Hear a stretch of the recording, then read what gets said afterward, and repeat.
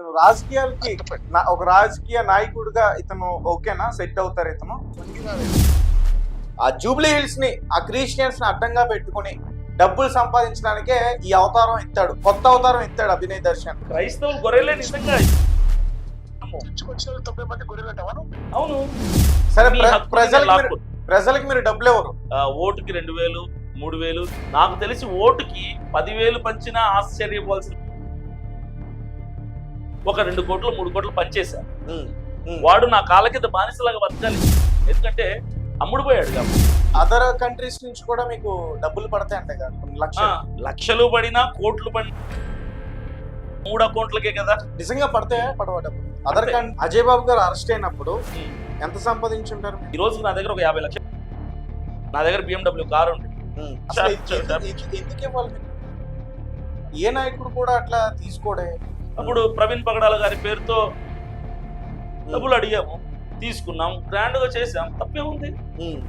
ఏందో నాకు తెలుసు, మీ స్టోరీ మొత్తం నాకు తెలుసు బ్రదర్. చెప్పండి, ఇలా ఇది కెమెరాలో రికార్డ్ అవుతుంది, నా స్టోరీ ఏదో చెప్పండి, నాకు కూడా తెలుస్తుంది కదా. ఫస్ట్ మొదటగా నన్ను చేసుకున్నారు, దాని తర్వాత మధ్యలో ఇంకొక అమ్మాయిని చేసుకున్నారు. మరి నా భర్త తబితా సుప్రియాను మరి మ్యారేజ్ చేసుకున్నారు. నన్ను ఇప్పుడు తబితా సుప్రియది 3rd మ్యారేజ్ అవుతుంది. ఒక ఆడదానిగా నేను నా బిడ్డల్ని నీవు జ్ఞాపకం చేసుకో అమ్మా. నీకు నీ యాక్టివిటీస్ కూడా నేను ఫేస్బుక్ లో చూసాను, చాలా ఉన్నాయి. నేను చాలా వార్నింగ్ అంటే సవరించానండి, చాలా సవరణ చేయడానికి నేను ఎంతో ప్రయత్నించాను. ఆ అమ్మాయికి చాలా కౌన్సిలింగ్ ఇచ్చాను. మరి నా భర్తను కూడా ఎన్నోసార్లు కాల్ చేసి నేను బ్రతిమలాడాను, ఇటువంటి చర్యకు పాల్పడద్దు అని చెప్పాను. కానీ వారు వినకుండా. అభినయ్ దర్శన్ అనే వ్యక్తి నన్ను వదిలేసి తబితా సుప్రియతో ఉన్నాడు, ఇప్పుడు నేను అదే చెప్తున్నా అని చెప్పేసి దర్శన్ అని ఆవిడ అభినయ్ దర్శన్ వదిలిస్తాను నేను అంటున్నా. మరి ఏం చేద్దాం? వదిలే ఓకే, అన్ఫిట్ బ్రదర్, పాలిటిక్స్ కి వేస్ట్, అన్ఫిట్. ఆంధ్రలో ఏం పీకది, తెలంగాణలో వచ్చి ఏం పీకుతాడే నాకు పెట్టేమను. Okay okay right. Welcome to Spot News, నేను మీ తేజ. ఈరోజు మనతో పాటు స్టూడియోలో ఒక గెస్ట్ ఉన్నారు, pastor Abhinay Darshan, CPF. So మీ అందరికీ తెలుసు కదా, ప్రవీణ్ పాస్టర్ చనిపోయినప్పుడు ఈ సిపిఎఫ్ అనేది ఒకటి ఉంది. ఈ క్రిస్టియన్స్కి ఏం జరిగినా సరే మేము వాళ్ళకి అండగా ఉంటామంటూ కూడా అతను చాలా ఛానల్స్తో మాట్లాడటం, చాలా ఇంటర్వ్యూస్ ఇవ్వటం, ఇవన్నీ కూడా చూసాం. అయితే రీసెంట్గా ఇతనికి సంబంధించిన కొన్ని విషయాలన్నీ కూడా బయటకు వస్తాయి. అంటే మరీ ముఖ్యంగా ట్రోల్స్ విషయం పక్కన పెడితే అవి కూడా నేను అడిగే ప్రయత్నం చేస్తాను. జూబ్లీ హిల్స్ నుంచి ఇతను ఎమ్మెల్యేగా పోటీ చేయడానికి సిద్ధమవుతున్నట్టు ఒక న్యూస్ వెలుగులోకి రావడం జరిగింది. ఆల్రెడీ మనం కూడా ఒక ఇంటర్వ్యూ చేసాం. సో ఇప్పుడు కన్ఫామ్గా చేస్తాం, కొన్ని పోస్టర్స్ రిలీజ్ అవుతున్నాయి. త్వరలో మేము ఇక్కడ జూబ్లీ హిల్స్ కాన్స్టిట్యున్సీలో పర్యటన చేయబోతున్నాం. మొత్తం కూడా సమస్యలన్నింటిని కూడా తెలుసుకునే ప్రయత్నం చేస్తాం. ఇవన్నీ కూడా చెప్తా ఉన్నారు వీళ్ళ ఛానల్ దగ్గర నుంచి. రైట్, పూర్తి విషయాలన్నీ కూడా మరి అతన్నే అడిగే ప్రయత్నం చేద్దాం. చాలా అభియోగాలు ఉన్నాయి, చాలా ఆరోపణలు ఉన్నాయి. ఫస్ట్ వైఫ్ అంటున్నారు, సెకండ్ వైఫ్ అంటున్నారు, మ్యారేజ్ అంటున్నారు. ఇలాంటి విషయాలు కూడా ఖచ్చితంగా అడిగే ప్రయత్నం చేస్తాం. అలాగే మరి ఒక పాస్టర్గా ఉన్నప్పుడు రాజకీయాల్లోకి రావచ్చా, మరి రాజకీయాల్లోకి వచ్చేస్తే మరి పాస్టర్గా అతను ఇంకా ముందుకు ఎలా వెళ్తారు, అతని బోధన ఎలా చేస్తారు, మరి ఇలాంటి ప్రశ్నలు కూడా చాలా మంది ఉన్నాయి. అవన్నీ కూడా అడిగే ప్రయత్నించారు. నమస్తే అండి. నమస్తే Teja. Right, so Jubilee hills నుంచి ఎమ్మెల్యేగా పోటీ చేస్తామని ఆల్రెడీ అన్నారు నాతోనే. అండ్ ఇప్పుడేమో జూబ్లీ హిల్స్ పర్యటన కోసం వచ్చాను, ఇక్కడ ప్రచారం కూడా చేయబోతున్నట్టు కూడా చెప్తాం. మీకు తెలుసా, ఇక్కడ జూబ్లీ హిల్స్ నుంచి మీలాగే కేఏ పాల్ అనే వ్యక్తి కూడా ఎమ్మెల్యేగా పోటీ చేస్తానంటే కట్ చేస్తే ఒక 3-4-5 days కి ఆయన పైన ఒక ఆరోపణ వచ్చింది, ఒక మహిళని లైంగిక వేధించాడు అని చెప్పేసి. తర్వాత మీకు ఏమనిపించింది? అదంతా రాజకీయ కుట్ర మాత్రమే. ఆయన అలాంటి వాడు కాదు, లైంగిక వేధింపులు చేయాల్సిన వ్యక్తి కాదు, ఆయన వ్యక్తిత్వం అది కాదు. కావాలని ఆయన మీద లేనిపోని ఆరోపణలు చేసి ఇదంతా రాజకీయ పరమైనటువంటి కుట్ర అని చెప్పగలను. అంతకుమించి నేనేం దాని గురించి చెప్పలేదు. ఓకే, సో జూబ్లీ హిల్స్ నుంచి పోటీ చేయడానికి మీరు ఎలాంటి అనాలిసిస్ చేశారు ఇక్కడ జూబ్లీ హిల్స్ నియోజకవర్గం? అంటే అసలు ఏం తెలుసు మీకు ఇక్కడ జూబ్లీ హిల్స్ కి? ఏం తెలుసు ఇక్కడ? ఎంతమంది ఓటింగ్ ఉంది, ఇక్కడ సమస్యలు ఏంటి, మీరు ఇవన్నీ కూడా తెలుసుకునే ప్రయత్నం చేశారా లేదా? ప్రజల మధ్యలోకి అయితే ఇంకా వెళ్ళలేదు. ప్రజల సమస్యలు ఏంటి అనేది అయితే ఇంకా మేము తీసుకోలేదు. కానీ జూబ్లీస్ పరిస్థితులు అయితే తెలుసు. జూబ్లీస్ లో 3,82,000 ఓట్లు ఉన్నాయని, మహిళలు 50%, పురుషులు 50% ఉన్నారని, అలాగే క్రిస్టియన్ ఓట్స్ కూడా మోస్ట్లీ 25,000 ఓట్స్ క్రిస్టియన్ ఉన్నాయని, అలాగే వర్షం వస్తే ఒక అరగంట వర్షం కురిస్తే హైదరాబాద్ మహానగరంలో మొదట మునిగేది, ఇబ్బంది కలిగించేది జూబ్లీ హిల్సే అని తెలుసు. జూబ్లీ హిల్స్ అనగానే పెద్ద పెద్ద మేధావులు, మహామహిళలు ఉంటారు అనుకుంటారు, కానీ జూబ్లీ హిల్స్ లో మరో కోణం ఉంది. చాలా నిరుపేదరికంలో ఉన్న వాళ్ళు, స్లమ్ ఎక్కువ ఉంటది, పూట గడవని వాళ్ళు ఉంటారు, చాలా సమస్యల మధ్య నలిగిపోతున్న వాళ్ళు ఉంటారు, వాళ్ళు కూడా ఉన్నారు. సో ఇంకా ప్రజల సమస్యలు ఏంటి, గత ప్రభుత్వం వాళ్ళకి ఏం హామీలు ఇచ్చారు, ఆ హామీలు నెరవేర్చారా లేదా, ఇవన్నిటిని కూడా మేము ఫైండ్ అవుట్ చేసి ప్రజల మధ్యలోకి వెళ్ళి వాటిని విదిన్ కపుల్ ఆఫ్ డేస్ లో వాటిని బయటికి తీసుకుని వస్తాం. మీడియా ద్వారా అన్ని బయటకు మేము మాట్లాడతాం ఖచ్చితంగా. ఎంత ఓటింగ్ ఉందనేది మీరు ఇక్కడ తెలుసుకున్నారా? అంటే ఏ ఓటింగ్? క్రిస్టియన్ ఓటింగ్ చెప్పాను కదా, 25,000.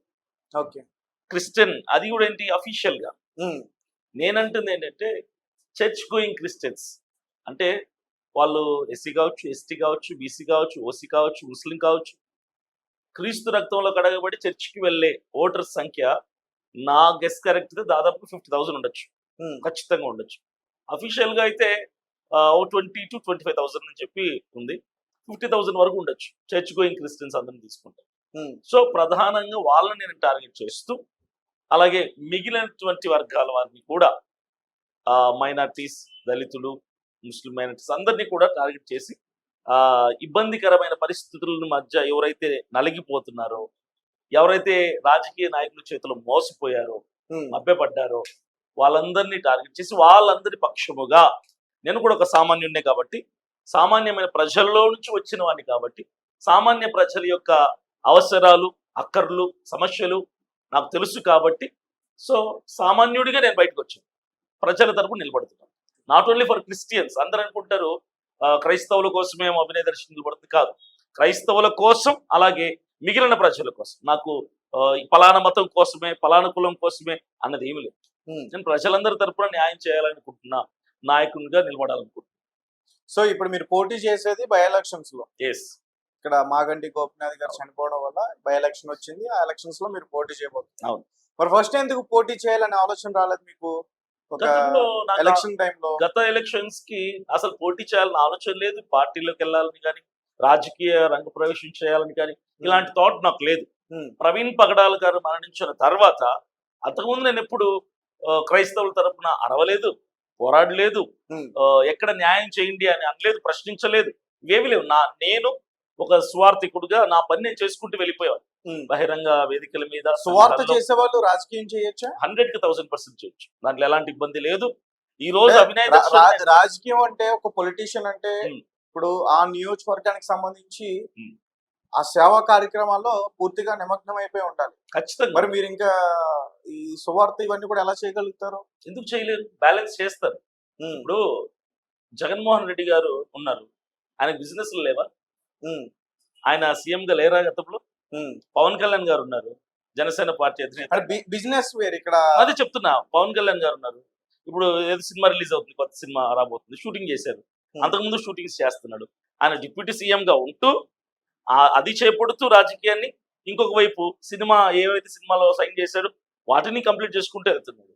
సో నేను కూడా నా సేవని కొనసాగిస్తూ, ఎందుకంటే అల్టిమేట్ గా నాకు సేవ ముఖ్యం. నాకు దేవుడు కనిపించి సేవ వదిలేస్తావా, రాజకీయం వదిలేస్తామంటే రాజకీయం వదిలేస్తా, నాకు సేవే కావాలి. ఎందుకంటే నా ప్రాణం పోయేంత వరకు నేను సేవకుడిగానే ఉంటాను, సేవకుడిగా చచ్చిపోతాను. నా ఫస్ట్ ప్రయారిటీ దేవుని సేవకే, సెకండ్ ప్రయారిటీ రాజకీయం, అది ప్రజల కోసం. జూబ్లీ హిల్స్ నియోజకవర్గంలో ఎన్నో ఏళ్ల నుంచి కూడా ఈ నియోజకవర్గానికి ఎమ్మెల్యే అవ్వాలి అని చెప్పేసి చాలా మంది ఇక్కడ ఉన్నారు. అవును, నేను పేర్లు చెప్పను, మీరు ఆల్రెడీ నోటీస్ చేసే ఉంటారు వాళ్ళు ఎవరు ఏంటి అని. వాళ్ళు ఎప్పటి నుంచో కూడా ఫైట్ చేస్తున్నారు. వేరే పార్టీలో ఉన్న ఫైట్ అనేది కామన్ కదా, పొలిటికల్ గా ఉంటే. మధ్యలో వచ్చి మీరు అట్లా నేను పోటీ చేస్తే నేను గెలుస్తాను అనే ఆలోచన మీకు ఎలా వచ్చింది? ఎందుకు రాకూడదు? ఆలోచన రావటమే గెలుపుకు ఒక తొలి అడుగు. ఆలోచన వచ్చింది. ఆ ఆలోచనని ఖచ్చితంగా దాన్ని సాకారం చేసుకుంటారనేటువంటి నమ్మకం నాకుంది. ఆలోచన రాకూడదు అని మనం ఎవరిని అనలేం కదా. ఆలోచన రావడమే గొప్ప. ఎందుకంటే ఇక్కడ హేమహేమీలు ఉన్నారు, అనుభవం కలిగిన వాళ్ళు ఉన్నారు, ఇంటలెక్చువల్స్ ఉన్నారు, బ్యాక్గ్రౌండ్ ఉన్న వాళ్ళు ఉన్నారు, కోటీశ్వరులు ఉన్నారు. నేను ఒక సామాన్యుడిగా వస్తున్నా. నాకు ఒక నమ్మకం ఉంది, ప్రజలందరూ కూడా, తెలుగు రాష్ట్రాల ప్రజలు రాజకీయ నాయకుల పరిపాలన చూసి వెక్స్ అయిపోయి ఉన్నారబ్బా, విసిగిపోయి ఉన్నారు. క్రిస్టియన్, ముస్లిం, ఎస్సీ, ఎస్టీ, దళితులు అందరూ కూడా వెక్స్ అయిపోయారు. కొత్త వాళ్ళకి అవకాశం ఇద్దాం అన్నటువంటి ఆలోచనలో ప్రజలందరూ ఉన్నారు. నేను క్రైస్తవుల కోసం మాత్రం మాట్లాడలేదు, అందరు ప్రజల కోసం వెక్స్ అయిపోయి ఒక మంచి నాయకుడిని, నీతి, న్యాయం, నిజాయితీ, యథార్థంగా పరిపాలన చేసే నాయకుడిని మేము అసెంబ్లీకి పంపించుకుంటే బాగుంటుందన్న ఆలోచన 2 రాష్ట్రాల ప్రజలకు వచ్చింది. సో అది నాకు అర్థమైనప్పుడు, సో మనం ఎందుకు ముందుకు వెళ్ళకూడదు? ఒక సామాన్యుడిగా నేను న్యాయం చేస్తానని నాకు నమ్మకం ఉంది, నిజాయితీ గల పరిపాలన చేస్తానని నాకు నమ్మకం ఉంది, అన్యాయాన్ని ప్రశ్నించగలిగే దమ్ము, ధైర్యం ఉంది, అసెంబ్లీకి వెళ్ళి నిలబడి ప్రజల సమస్యలని ప్రభుత్వానికి తెలియచేసే ఆ దమ్ముంది. కాబట్టి నేను ముందుకు వచ్చాను. ఆలోచన రావడానికి నేను భయపడాల్సిన అవసరం లేదు. సరే, క్రిస్టియన్ ఓటింగ్ 25,000 ఉంది అని మీరు చెప్తున్నారు. నేను ఒక 50,000 ఉందని నేను అనుకుంటున్నా. మరి మిగతా మతాలకు సంబంధించిన వాళ్ళు అదే అంటున్నారు కదా. ముస్లిం ఎంతమంది ఉన్నారు? ముస్లిం దాదాపుగా 40,000 ఓట్స్ ఉంటాయి. హిందూ ఎంతమంది ఉన్నారు? రిమైనింగ్ ఆల్మోస్ట్ 70% హిందూస్ ఉన్నట్టే కదా. ఓకే, మిగిలిన క్యాస్ట్లని 70% ఉంటాయి. ఓకే, మళ్ళీ అందులో ఇప్పుడు ఓసీ కావచ్చు, బీసీ కావచ్చు, ఎస్సీ ఎస్టీ కావచ్చు, అందులో మళ్ళీ మరికొంతమంది క్రిస్టియన్ ఉంటారు, ముస్లిం ఉంటారు, హిందూస్ ఉంటారు. సో వాళ్ళందరూ మీకు ఓటేస్తారు అనుకుంటున్నారా? ఖచ్చితంగా వేస్తారు. చెప్తున్నాను కదా, ఎందుకు వెయ్యాలి అంటే, నేను ఓటుకి నోటు ఇవ్వను, మందు పంచను, సారా ప్యాకెట్లు పంచను, బిర్యానీ ప్యాకెట్లు పంచను, ఓటుకి 2,000, 3,000. నాకు తెలిసి ఇప్పుడు చాలా ప్రెస్టేజ్ ఇష్యూ ఇది, ఇప్పుడు జరుగుతున్న బై ఎలక్షన్స్. ఎందుకంటే ఒకవైపు బీఆర్ఎస్, చనిపోయిన మాగంటి గోపినాథ్ గారు బీఆర్ఎస్ పార్టీ, వాళ్ళకి ప్రెస్టేజ్ ఇష్యూని, ఆ పార్టీకి కూడా మా క్యాండిడేట్ రావాలి. కాంగ్రెస్ కి ఒకవైపు ఆయన సీఎం ఇక్కడ రేవంత్ రెడ్డి గారు, సో మా పార్టీ అభ్యర్థే గెలవాలి అని వాళ్ళకి ప్రెస్టేజ్ ఇష్యూ. కాబట్టి వాళ్ళిద్దరు చాలా స్ట్రాంగ్ గా నిలబడ్డారు, నేనంటే నేనని. సో ఇలాంటి పరిస్థితుల్లో నేను కూడా ఒక సామాన్యుడిగా వచ్చా. నాకు తెలిసి ఓటుకి 10,000 పంచినా ఆశ్చర్యపోవాల్సిన పని లేదు. ఇప్పుడు ఓటుకి 10,000 మనిషికి. ఇలాంటి పరిస్థితుల్లో నేను వచ్చా. నేనేమంటానంటే, ప్రజలకు ఓటు చెప్తాను, నేను ఓటుకు రూపాయి కూడా ఇవ్వను. మీకు నేను డబ్బులు ఇచ్చి ప్రజలకు మీరు డబ్బులు ఎవరు ఇవ్వను, ప్రజలకి మీరు డబ్బులు ఎవరు ఇవ్వను, ప్రజలకు మీరు డబ్బులు ఎవరు, బిర్యానీ ఇవ్వను, మందు ఇవ్వను, డబ్బు ఇవ్వను, పైసా ఇవ్వను. పక్కా ప్రజల దగ్గర నుంచి మీరు తీసుకుంటారు. ఖచ్చితంగా తీసుకుంటారు. ఎందుకు చేసుకుంటే చెప్తాను. ప్రజలకి నాయకుడు ప్రజలకి సేవ చెయ్యాలి గాని తను చెయ్యి పెట్టాలి గాని, అదే చెప్తాను, తను చేయి చాచడం ఇప్పటి వరకు జరిగినది అదే. ఇక మీద జరగబోయేది వేరే ఉండాలని నేను అనుకుంటున్నా. ఇప్పుడు నేను ప్రజలకి ఓటుకు నోటు ఇచ్చాను అనుకో, 100, 1000, 2,000 ఇచ్చాను అనుకో, ఏమవుతుంది? వాళ్ళ హక్కు నేను లాగేసుకున్నా. ఆ 1,000 రూపాయలతో 2,000తో ప్రశ్నించే హక్కు నేను లాగేసుకున్నా. వాడు నా కాళ్ళ కింద బానిసలాగా బతకాలి, ఎందుకంటే అమ్ముడుపోయాడు కాబట్టి. నేను ఇచ్చిన 1,000, 2,000 రూపాయలకి 5 సంవత్సరాల హక్కుని, ప్రశ్నించే హక్కుని, ప్రశ్నించాల్సిన హక్కుని కోల్పోయాడు. ఎప్పుడు? నా డబ్బు తీసుకొని అమ్ముడుపోయావు. అక్కడ నువ్వు మోసగాడు, నువ్వు అమ్ముడుపోయావు, నువ్వు అన్యాయస్తుడివి కాబట్టి అమ్ముడుపోయావు. ఇప్పుడు రేపు నేను ఒక 2 కోట్లు పంచానబ్బా, మనిషి 5,000, మనిషికి 3,000 చొప్పున ఒక 2 కోట్లు, 3 కోట్లు పంచేశా. ఇంత పెట్టుబడి పెట్టిన నేను ప్రజల మీద, ప్రజలకు న్యాయం చేయాలనుకుంటున్నానా? పెట్టిన పెట్టుబడికి నాకు రెట్టింపు సంపాదించుకోవాలనుకుంటున్నానా? ఖచ్చితంగా ఎవడైనా సరే పెట్టిన పెట్టుబడికి రెట్టింపు సంపాదించుకోవాలనుకుంటాడు. ఇక ప్రజల గురించి ఆలోచించే టైం ఇదికే కూడా ఉంటుంది.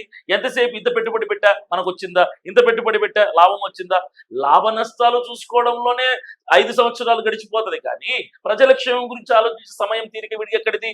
పోనీ ప్రజలు ఏమైనా ప్రశ్నించడానికి, రోడ్లు వేస్తానన్నావు, డ్రైనేజీలు సరి చేయిస్తానన్నావు, మాకు అవి చేస్తాను, ఆ హామీ ఇచ్చావు, ఈ హామీ ఇచ్చావు అని ప్రశ్నించడానికి ప్రజలేమన్నా ముందుకు రాగలరా? రాలేదు. ఎందుకు? అమ్ముడుపోయాడు. అమ్ముడుపోయినాడు ప్రశ్నిస్తాడా? ప్రశ్నించలేడు. ఇది జరుగుతున్నటువంటి పరిస్థితి.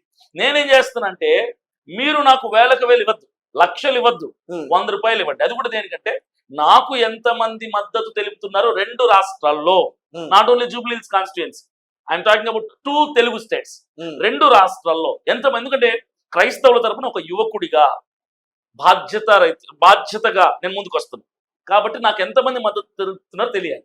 నా దగ్గర లక్షలు కోట్లు ఆస్తులు అంతస్తులు లేవు, నా బ్యాక్గ్రౌండ్ ఏమి లేదు, నేను ఒంటరిగా నిలబడుతున్నాను.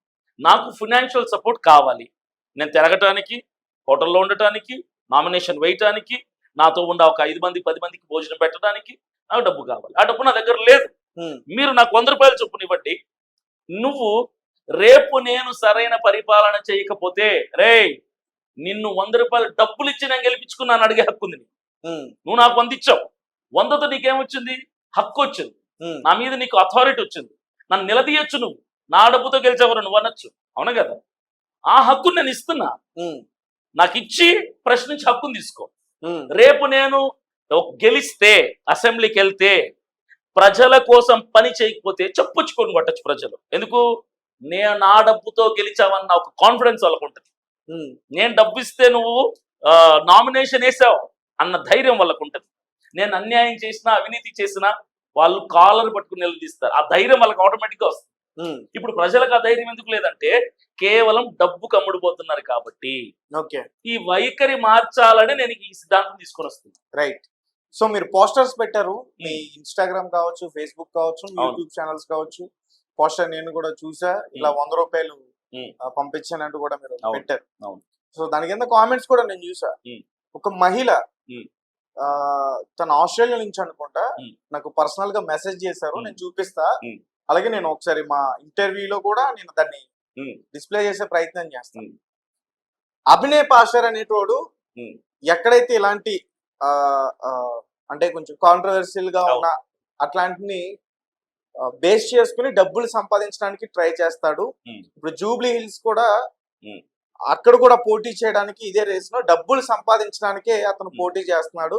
అతను అక్కడ జూబ్లీ హిల్స్ లో ఏదో చేయడానికి కాదు, ఆ జూబ్లీ హిల్స్ ని ఆ క్రిస్టియన్స్ ని అడ్డంగా పెట్టుకుని డబ్బులు సంపాదించడానికే ఈ అవతారం ఎత్తాడు, కొత్త అవతారం ఎత్తాడు అభినయ్ దర్శన్.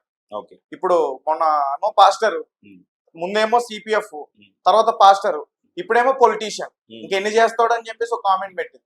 కావాలంటే మీకు కూడా చూపిస్తాను. పర్లేదు, ఈ టెలికాస్ట్ అవుతున్నప్పుడు ఇది అప్లోడ్ చేసినప్పుడు ఖచ్చితంగా అది పెట్టు. అయితే నేనేమంటాను తేజ, అభినయ్ దర్శన్ ఎలాంటోడో చెప్పాలంటే నా ఫ్యామిలీ మెంబర్స్ చెప్పాలి, నా ఫ్రెండ్స్ చెప్పాలి, నాతో ఉన్నోళ్ళు చెప్పాలి, నా టీం మెంబర్స్ చెప్పాలి. లేదే నిన్నగాక మొన్న పరిచయం అయినోడు కూడా చెప్పొచ్చు. అసలు నాతో మాట్లాడకుండా, అసలు నా వ్యక్తిత్వం ఏంటి తెలియకుండా, నేను తినే తిండి ఏంటి, నేను తిరిగే స్థలాలు ఏంటి తెలియకుండా, అభినయ్ దర్శన్ మైండ్ సెట్టే తెలియకుండా ఏదో సంపాదిస్తున్న ఊహాగానాల్లో నువ్వు పెడితే అది నిజమైపోద్దా? వాడు ఎవడో అంటాడు 10 కోట్లు, నేను మహిళ కావచ్చు, పురుషుడు కావచ్చు, ఎవడైనా కావచ్చు. నేను ఒకటే ఎక్కడో ఆస్ట్రేలియాలో ఉండి అభినయ్ దర్శన్ పరిచయం లేకుండా నువ్వు చెప్తున్నావంటే నీ మాటకి వాల్యూ లేదు అసలు. నువ్వు నీ వయసు ఏదైనా కావచ్చు, ఎవరైనా. నా ఫ్రెండ్ చెప్పాడు అనుకో అభినయ్ దర్శన్ ఒక దొంగ అని, నమ్ము, తప్పులేదు, నమ్మాలి.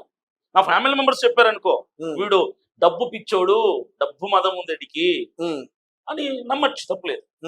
నాతో తిరిగే వాళ్ళు ఎవరు చెప్పినా నమ్మొచ్చు, తప్పులేదు. ఎందుకంటే వాళ్ళకి నేను తెలుసు, నేనెవరో తెలియని అసలు దేశానికి దూరంగా బయట దేశంలో ఉన్న నువ్వు భారతదేశంలో పుట్టి భారతదేశంలో పెరిగి భారతదేశానికి సేవ చేయాలన్న ఇంకిత జ్ఞానం కూడా లేకుండా బయట దేశంలో ఎక్కడో వాళ్ళ కింద పనిచేస్తూ నువ్వు నన్ను అనటం అనేది కరెక్ట్ కాదు, సబబు కాదు. నా కోసం మాట్లాడి, నా గురించి తెలిసినోడు మాట్లాడే దానికి ఒక రెస్పెక్ట్ ఉంటుంది, ఆ మాటకి ఒక రెస్పెక్ట్ ఉంటుంది, ఒక వాల్యూ ఉంటుంది. ఇంకోటి, నేను 3 ఫోన్పే నంబర్లు ఇస్తాను నాకు కింద, ఒక క్యూఆర్ కోడ్, అకౌంట్ నెంబర్ ఉంటుంది. ఇవన్నీ మూడుకి సంబంధించింది. నేను ఓపెన్ గా చెప్తున్నా, SBI bank, union bank, bank of Baroda, ఈ 3 అకౌంట్లు ఉంటాయి. మేనేజర్ కి నేనే మీకు చెప్తాను, అభినయ్ దర్శనే తీసుకెళ్తాను. ఎవరైనా రండి, ఈ ఇంటర్వ్యూ చూస్తున్న వాళ్ళు ఎవరైనా కావచ్చు, ఓపెన్ గా నన్ను బ్యాంక్ తీసుకెళ్తా. మేనేజర్ తీసుకుపోయి గత నెల నుంచి 1 మంత్ నుంచి నా 3 అకౌంట్లలో ఎస్బీఐకి తీసుకెళ్తా, బ్యాంక్ ఆఫ్ బరోడా తీసుకెళ్తా, యూనియన్ బ్యాంక్ తీసుకెళ్తా. ఎంత ట్రాన్సాక్షన్ అయింది? లక్షల కోట్ల. లక్షల్లో ట్రాన్సాక్షన్ అయినట్టు చూపించినా కూడా దాన్ని మనం మోసం చేయలేం కదా. చూపించినా కూడా నేను సేవ వదిలేస్తా, రాజకీయం వదిలేస్తా, ఏదైనా ఉద్యోగం చేసుకుంటా. ఎవరైనా అభినయ దర్శన్ డబ్బులు దండుకుంటున్నాడు, గతంలో ప్రవీణ్ పగడాల గారి ఇష్యూ కానీ, అజయ్ బాబు గారి ఇష్యూ కానీ, ఈ ఇష్యూస్ లో కూడా అందరూ ఏమంటే 5 కోట్లు వచ్చినాయా, 10 కోట్లు వచ్చాయా, ఇంకోటి 12 కోట్లు వచ్చింది అభినయ అని కన్ఫర్మ్ చేసి మాట్లాడుతున్నాను. నేను మొదటి నుంచి ఛాలెంజ్ చేస్తూనే ఉన్నా, రండ్రా బాబు చూపిస్తున్నా బ్యాంక్ ట్రాన్సాక్షన్స్. ప్రవీణ్ పగడాల గారు చనిపోయింది మార్చి 24వ తారీఖు, ఇప్పటికీ దాదాపుగా ఒక 5-6 నెలలు అవుతుంది. ఆ రోజు నుంచి ఈ రోజు వరకు నా బ్యాంక్ ట్రాన్సాక్షన్స్ నేను ఓపెన్ గా చూపిస్తా. కనీసం ఒక 5 లక్షలకి మించి ఏదైనా ఉంటే నేను నా అసలు ఇక్కడ అన్ని వదిలేస్తా. అంటే సంతాప సభకి ఏదో కలెక్ట్ చేశారు మనీ. తీసుకుంటాను. ఇప్పుడు రాజకీయానికి నాకు అవసరం కూడా తీసుకుంటున్నా, నేను చేస్తా కాబట్టి. అప్పుడు ప్రవీణ్ పగడాల గారి పేరుతో ఆదరణ కుడిగా పెట్టాము, డబ్బులు అడిగాము, తీసుకున్నాం, గ్రాండ్ గా చేసాం, తప్పేముంది? తీసుకొని చేయకుండా ఉండడం తప్పు, తీసుకొని చేయటంలో తప్పు లేదు, అది నేను అంటుంది. ఇప్పుడు నా సిపిఎఫ్ మెంబర్స్ ప్రతి నెల నాకు కొంత అమౌంట్ పంపిస్తారు, ఒక్కొక్కరు 500 రూపాయలు పంపిస్తారు. వాళ్ళని నేను కాలర్ పట్టుకుని నిలదీయను, ఇవ్వకపోతే మీరు అదే అయిపోతారు. ఎందుకు ఇవ్వాలి మీకు డబ్బులు? సోషల్ సర్వీసెస్ చేస్తున్నా. ఏ నాయకుడు కూడా అట్లా తీసుకోడే. సేవ చేయాలనుకున్న వ్యక్తి ఎప్పుడు సేవ చేసేవాడు ఏటి అసలు ఎక్కడున్నాడు? ఎప్పుడు కూడా ఏ పొలిటీషియన్ కూడా చూడాలి. నువ్వు ట్రావెల్ చేసినప్పుడు, కారులో ట్రావెల్ చేసినప్పుడు రోడ్ ట్యాక్స్ కడతావా లేదా, టోల్ గేట్ కడతావా లేదా? ఎందుకు కడుతున్నావు? బండి నీది, పెట్రోల్ డీజిల్ నీది, నడిపేది నువ్వు, లైసెన్స్ నీది, ఎందుకు డబ్బు కడుతున్నావు? ఎందుకు కట్టాలి? కట్టద్దు, మాని. జిఎస్టీ ఎందుకు కడుతున్నావు? నువ్వు డబ్బులు పెట్టుకుని నీ కష్టార్జితంతో రెస్టారెంట్ లో బిర్యానీ తింటే జిఎస్టీ ఎందుకు కడుతున్నావు? బట్టలు కొంటున్నావు నువ్వు జిఎస్టీ ఎందుకు కడుతున్నావు? ట్యాక్స్ ఎందుకు కడుతున్నావు? ఎందుకు కట్టాలి? ఒక ప్రభుత్వమే ప్రజల సొమ్ముతో నడుస్తుంది. నేనెంత ఆఫ్టర్ నా డబ్బుతో నేను సేవ చేసేంత దహనం నా దగ్గర లేదు. నన్ను నమ్మి ఎవరైనా ఇస్తుంటే నా డబ్బుతో నేను సేవ చేస్తున్నా. సేవ చేసింది వీడియోస్ తీసి మరలా బయటపెడుతుంది. ఒక్కొక్కరికి 5,000, 10,000 గ్రాసరీస్ ఇంటికి వెళ్ళి ఇస్తున్నా. అదర్ కంట్రీస్ నుంచి కూడా మీకు డబ్బులు పడతాయి అంటే లక్షలు. అదే చూపించాను ట్రాన్సాక్షన్. నెల ఎంత పడతాయి? లక్షలు పడినా, కోట్లు పడినా, 100 పడినా ఆ 3 అకౌంట్లకే కదా. నిజంగా పడతాయా? పడవ డబ్బులు అదర్ కంట్రీస్ నుంచి ఎవరేస్తారంటే మన ఇండియన్స్, మన క్రిస్టియన్స్ ఎవరైతే అక్కడ సెటిల్ అయ్యారో జాబ్స్ పరంగా, బిజినెస్ పరంగా, వాళ్ళు వేస్తారు. ఎవ్రీ మంత్ 2-3 వేస్తారు. అది ఎంత? 5,000, 3,000, బిలో 10,000, 2-3 అంతే. అదర్ కంట్రీస్ నుంచి చేస్తారు. మనకి లక్షలేమి రావు, కోట్లేమి. అభినయ దర్శన్కి డబ్బు దాచుకోవటం తెలియదు, సేవ చేయటమే తెలుసు. అభినయ దర్శన్కి 1 కోటి రూపాయలు వస్తే దొరికే ఆనందం కంటే 1 కోటి రూపాయలు పంచితే వచ్చే ఆనందం ఎక్కువ. నేను డబ్బు దాచుకునేవాడిని అయితే, డబ్బు వ్యామోహం ఉన్నవాడిని అయితే, ఈ రోజుకి నా దగ్గర ఒక 50 లక్షల డబ్బులు ఉండేవి. నా దగ్గర BMW కారు ఉండేది. ఎందుకు 2016లో మా అమ్మ వాళ్ళు కొన్న కారు, డిజైర్ కారు, ఎందుకు డకోటా డొక్కు కారు వాడుతున్నాను ఇప్పటికీ? ఎందుకు? నా దగ్గర డబ్బు దాచుకొని తెలియదు, నాకు డబ్బు పంచడం వచ్చు. నాకు కష్టాల్లో ఇవ్వడం ఉన్నట్టు ఇవ్వడం వచ్చు, పేదలకు ఇవ్వడం వచ్చు. అందులో నాకు దొరికే సాటిస్ఫాక్షన్ ఎక్కువ. నేను డబ్బు కోసం బ్రతికే వ్యక్తిని కాదు, తృప్తి కోసం బ్రతికే వ్యక్తిని. ఈ రోజు నా క్రైస్తవుల తరపున ప్రవీణ్ పగడాల మరణించిన తర్వాత అన్యాయం జరుగుతుంది. క్రైస్తవుల తరపున మాట్లాడడానికి పవర్ లో ఎవరు లేరు. క్రైస్తవుడికి పవర్ ఉంటేనే తప్ప న్యాయం జరగదన్నటువంటి విషయం అర్థమైన నేను అసెంబ్లీకి క్రైస్తవుడు వెళ్ళాలన్న తీర్మానంలోకి వచ్చి ఆ వ్యక్తిని నేనే ఎందుకు అవ్వకూడదు అని నిర్ణయం తీసుకొని బై ఎలక్షన్స్ వచ్చాయి కూడా జూబ్లీ హిల్స్ నిలబడడానికి సిద్ధపడ్డా. ఓకే. అజయ్ బాబు గారు అరెస్ట్ అయినప్పుడు ఎంత సంపాదించుంటారు మీరు? నేను నా ఆన్సర్ ఒకటే, మార్చి 24 నుంచి ప్రవీణ్ పగడాల చనిపోయినప్పటి నుంచి, అజయ్ బాబు అరెస్ట్ అయినప్పటి నుంచి ఇప్పటి వరకు నా ట్రాన్సాక్షన్స్ చూసుకోండి అబ్బా. అంటే అజయ్ బాబుని అరెస్ట్ చేసిన టైంలో నాకు వేరే పర్సన్ చెప్పారు, నేను ఇప్పుడు అవసరమైతే కాల్ కూడా చేస్తా, ఖచ్చితంగా, no problem. Abhinay pastor Ajay బాబుని అరెస్ట్ చేసినప్పుడు దాదాపు 15 లక్షలు కూడా సంపాదించాడు. అజయ్ బాబుని బయటికి తీసుకురావడానికి 15 లక్షలు సంపాదించాడు. అజయ్ బాబు బయటకు వచ్చిన తర్వాత తెలంగాణ వదిలి ఆంధ్రాకి వెళ్ళిపోయాడు, అక్కడ దండుకుంటున్నాడు అనేది ఒక వ్యక్తి అయితే నాతో చెప్పడం జరిగింది. తర్వాత ఫోన్ కాల్స్ చేస్తున్నా సరే మీరు ఎవరికి రెస్పాండ్ అవ్వరంట, లిఫ్ట్ చేయరంట. ఎవరైనా ఫోన్ కాల్స్ చేస్తా, నా దగ్గర 7 ఫోన్ నంబర్లు ఉంటాయి అబ్బా. నా దగ్గర పరిచయలో కొంతమంది మెంబర్స్ ఉంటారు. నాకు రోజుకి 200-300 ఫోన్ కాల్స్ వస్తాయి. నేను లిఫ్ట్ చేస్తాను. ఇప్పుడు నా ఇంటర్వ్యూలో నేనున్నా, ఇప్పుడు ఇంటర్వ్యూలో ఉన్నా. నా పర్సనల్ ఫోన్ నంబర్ నా దగ్గర లేదు, నా వాళ్ళకి ఇచ్చి వచ్చాను బయట. నా పర్సనల్ ఫోన్ నంబరు, నా ministry phone numbers, CPF phone number అన్ని వాళ్ళ దగ్గర ఉన్నాయి. అన్ని వాళ్ళే లిఫ్ట్ చేస్తారు. అభినయ దర్శన్ గారు ఉన్నారా? ఇంటర్వ్యూలో ఉన్నారు. అభినయ దర్శన్ గారు ఉన్నారా? మీటింగ్ లో ఉన్నారు. అభినయ దర్శన్ గారు ఉన్నారా? బయటికి వెళ్ళారు. వాళ్ళు మాట్లాడతారు. నా దగ్గర టీం మెంబర్స్ ఇప్పుడు కాదు 2018 నుంచి టీం మెయింటైన్ చేస్తున్నాను. వాళ్ళు లిఫ్ట్ చేస్తారు, ఎందుకంటే ప్రతి ఒక్కడు నాతో మాట్లాడాలనుకుంటాడు. నేను ఎలా అందుతాను అందరికి? 200 ఫోన్ కాల్స్ నేను మాట్లాడగలను. కాబట్టి నా కింద టీంని పెట్టుకున్నా, వాళ్ళు అటెండ్ చేస్తారు. వాళ్ళ డ్యూటీయే ఫోన్ కాల్స్ మాట్లాడటం. ఏదైనా ఇంపార్టెంట్ కాల్ ఏదైనా, ఎమర్జెన్సీ కాల్ ఏదైనా ఉంటే ఖచ్చితంగా నాకు కాన్ఫరెన్స్ కాల్ కలుపుతారు, నేను మాట్లాడతాను. సరే, ఆ వ్యక్తి ఎవరు 15 లక్షలు అజయ్ బాబు అరెస్ట్ అయినాడని చెప్పి ఆ కారణం చేత 15 లక్షలు అభినయ్ దర్శన్ దండుకున్నాడు అని చెప్తున్నవాడు ఎవడైతే ఉన్నాడో అతని కాన్ఫరెన్స్ కలిపి లేదా మీ ఇప్పుడే ఫోన్ చేసి మాట్లాడించి నిరూపిస్తే వాని కాళ్ళు పట్టుకుంటారు. సౌత్ ఆఫ్రికా నుంచి వచ్చింది నాకు ఆ కాల్. సౌత్ ఆఫ్రికా కాకపోతే అమెరికా నుంచి రాని. నేను ఒకటే అంటున్నా, నిరూపిస్తే కాళ్ళ మీద పడి నేను క్షమాపణ అడిగేసి సేవ, రాజకీయం అన్ని పోరాటాలు అన్ని వదిలేసి ఏదో ఉద్యోగం చేసుకుంటా అబ్బా. ఓకే, నిరూపించగలిగితే.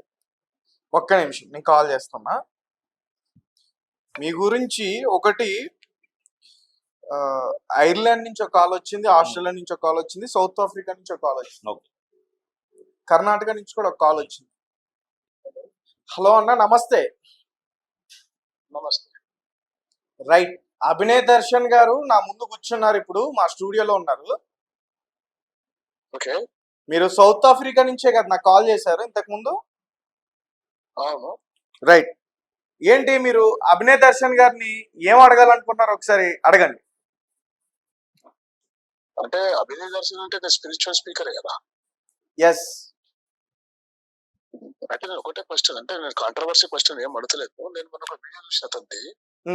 నేను జూబ్లీ లో అభినయ్ దర్శన్ ఆయన పక్కకి ఇంకొక ఆయన ఉండే కదా, ఎవరు?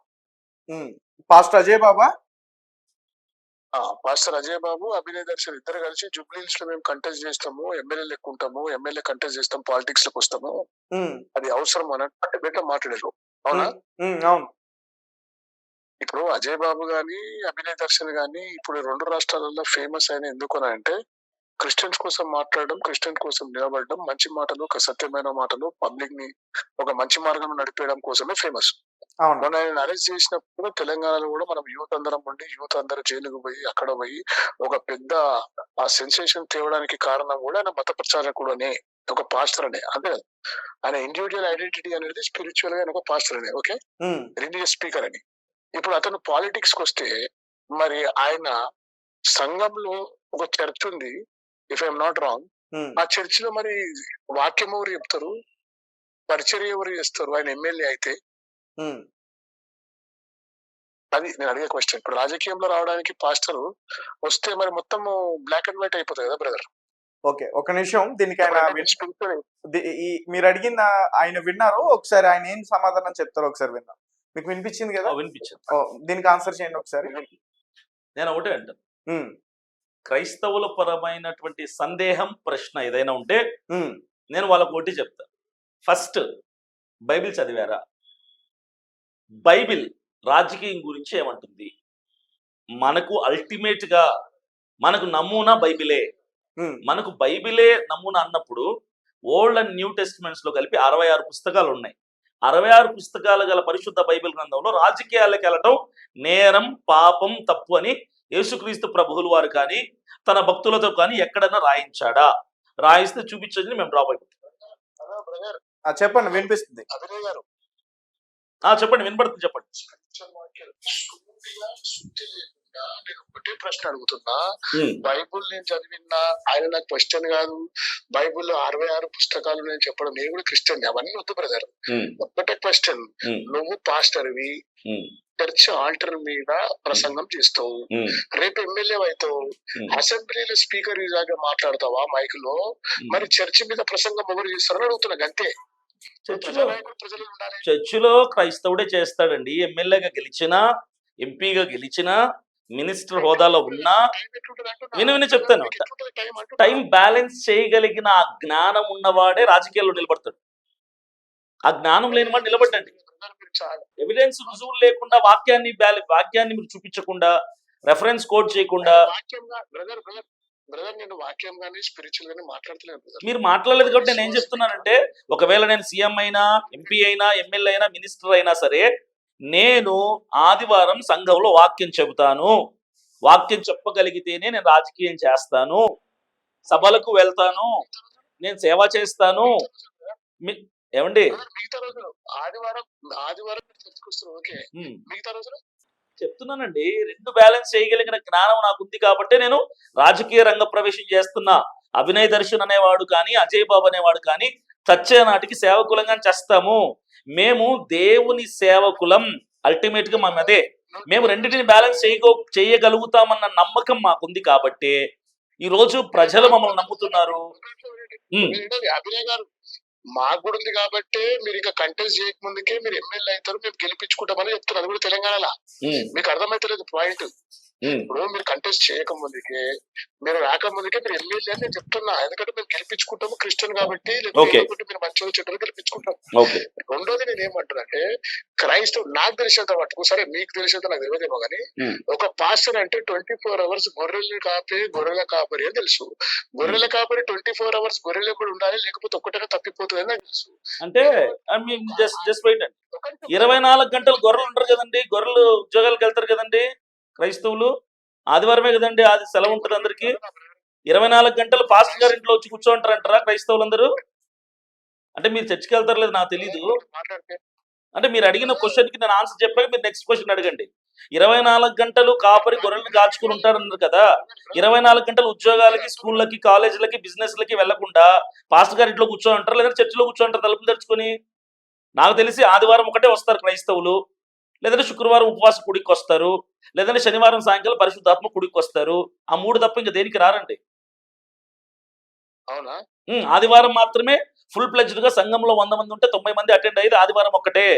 బుధవారం, శుక్రవారం, శనివారం 100 మందిలో 10 మంది మాత్రమే వస్తారు. 24 గంటలు మీరు చెప్పినట్టుగా గొర్రెల కాపరి గొర్రెలను కాచుకుని చూడాల్సిన అవసరం లేదు. అందరికీ ఉద్యోగాలు ఉన్నాయి, పనులు ఉన్నాయి, వ్యాపారాలు ఉన్నాయి. వాళ్ళకి ఏదైనా కష్టము, నష్టము, ఇబ్బంది, అనారోగ్యం వచ్చినప్పుడు పాస్టర్ గారికి ఫోన్ చేసి ప్రార్థన చేయించుకుంటారు తప్ప చర్చిలోకి వచ్చి కూర్చోరు. ఇది ఒక సేవకుడిగా నా అనుభవపూర్వకంగా నేను చెప్తున్న విషయానండి. అదే సేవకుడు మాత్రం ఇంటికి పోయి ఆత్మను దర్శించడు, ఆత్మను ప్రార్థించడు, పరామర్శించాడు తప్ప వాళ్ళ ఇంటికి వస్తే మీ దగ్గరికి వస్తే మీరు ప్రార్థన చేస్తారు, తలుపులు తెలుసుకొని కూర్చుంటారు. అదే నేను ఆన్సర్ చెప్తా. నేను అందరిలాంటి సేవకుడిని కాదండి. నేను నెలకు ఒకసారి పోయి పాస్టర్ గారు డబ్బుల కోసం వచ్చాడు, పాస్టర్ గారు తినడానికి వచ్చాడు అని అనిపించుకునే రకాన్ని నేను కాదు. నేను సంఘాన్ని పట్టి పీడించి నాకు డబ్బులు ఇవ్వండి, దశభాగాలు ఇవ్వండి అని అడిగే సేవకుని నేను కాదు. నేను అభినయ్ దర్శన్ అనే సేవకుడికి ఎవరైనా ఫోన్ చేసి మా ఇంటికి రండి ఒకసారి విజిట్ చేయండి అంటేనే నేను వెళ్తా. వాళ్ళకై వాళ్ళు పిలిస్తే వెళ్తాను తప్ప నాకే నేను వెళ్ళే సేవకుడు నేను కాదండి. ఒక బ్రదర్ నేను చెప్తాను, ఒక 2 నిమిషాలు నాకు టైం ఇవ్వాలి. మనల్ని మనం జ్ఞాని అనుకున్నాడు, వేరుడు చెప్పేటప్పుడు వినాలి. అంటే మీరు చెప్తే వింటానండి. మీరు క్వశ్చన్ చేసినప్పుడు నేను ఆన్సర్ చెప్తాను. మీరు క్వశ్చన్స్ చేస్తే నేను ఆన్సర్ ఖచ్చితంగా చెప్తాను. ఇప్పుడు నేను చెప్తాను వినండి. మీరు ఏందో నాకు తెలుసు, మీ స్టోరీ మొత్తం నాకు తెలుసు బ్రదర్. చెప్పండి. ఇలా ఇది కెమెరాలో రికార్డ్ అవుతుంది, నా స్టోరీ ఏదో చెప్పండి, నాకు కూడా తెలుస్తుంది. ఓపెన్ గా చెప్పండి. పర్లేదు సార్. ఇప్పుడు ఒకటే అండి, కెమెరాలో రికార్డ్ అవుతుంది, ఇది నా స్టూడియో కాదు. రిపోర్టర్ గారు, అభినవ్ గారు, మీరు ఒకటి పెట్టుకోవాలి, మీరు హేతువాదం చేయొద్దు, నేను మీకు ఆపోజిట్ గా మాట్లాడతలేను. మీరు ఎలాగైనా మాట్లాడండి సార్, మీ గురించి అంతా తెలుసు అన్నారు కదా, కొంచెం చెప్పండి, వినిపిద్దాం ప్రజలకి. ఒక్క నిమిషం. అరే మీ యూట్యూబ్ లో వీడియోలు ఉన్నాయి కదా బ్రదర్, మీరే చెప్పారు కదా జైలు ఉన్నప్పుడు నా పాత జీవితం వేరే మార్చేసుకుని ఇప్పుడు వేరే చెప్పారు కదా మీరే. మరి మీరు ఏదో మీకు మాత్రమే తెలిసిన కథ ఉన్నట్టుగా నాకు మీ గురించి అన్ని తెలుసు అంటున్నారు. అరే నువ్వు తప్పు మాట్లాడుతున్నావు బ్రదర్, పాస్టర్ అందరినీ కించపరుస్తున్నావు. నువ్వు తిననీక పోను, నేను మాట్లాడనీక పోను, నేను అంటే పాస్టర్ అందరు తిననీక పోతారు అనుకుంటున్నాను. పిలిస్తే పోవాలండి, పిలవకుంటే ఎందుకు వెళ్ళాలి? పిలవకుంటే వెళ్తే డబ్బుల కోసం వచ్చాడు అంటారు పాస్టర్ని. పిలిస్తే పోవాలని సంఘ కాపరిగా బాధ్యత ఏంటంటే కొత్త కని పెట్టినావు ఏంటండి, పెట్టినావు కొత్త పిలిస్తేనే పోవాలని. సంఘస్థులు ఆత్మలను రక్షించుకోవడం, ఆత్మలను పరిరక్షించుకోవడం, ఆత్మలను చూసుకోవడం, ఆత్మలను కాపాడుకోవడం అనేది నేను పిలిస్తే పోతారా మీరు? పిలిస్తేనే అండి. ఒక్కొక్క సేవకుడికి ఒక్కొక్క నియమాలు ఉంటాయి. నా ఎథిక్స్ ఏంటంటే పిలవకుండా పోతే డబ్బుల కోసం వచ్చాడు అంటున్నారు. ఈ రోజు సేవ, ఇది వరకు సేవ వేరు, ఇప్పుడు సేవ వేరు. అవసరం ఉంది అన్నప్పుడు పిలిస్తే ఎన్ని పనులు వదులుకొని వెళ్ళేవాడు నిజమైన సేవకుడు. అంతే తప్ప వాళ్ళ ఇంటి చుట్టూ పైకేసుకొని ప్రతి నెల మొదటి ఆదివారం, ప్రతి నెల మొదటి సోమవారం పోయేవాడు సేవకుడు కాదు.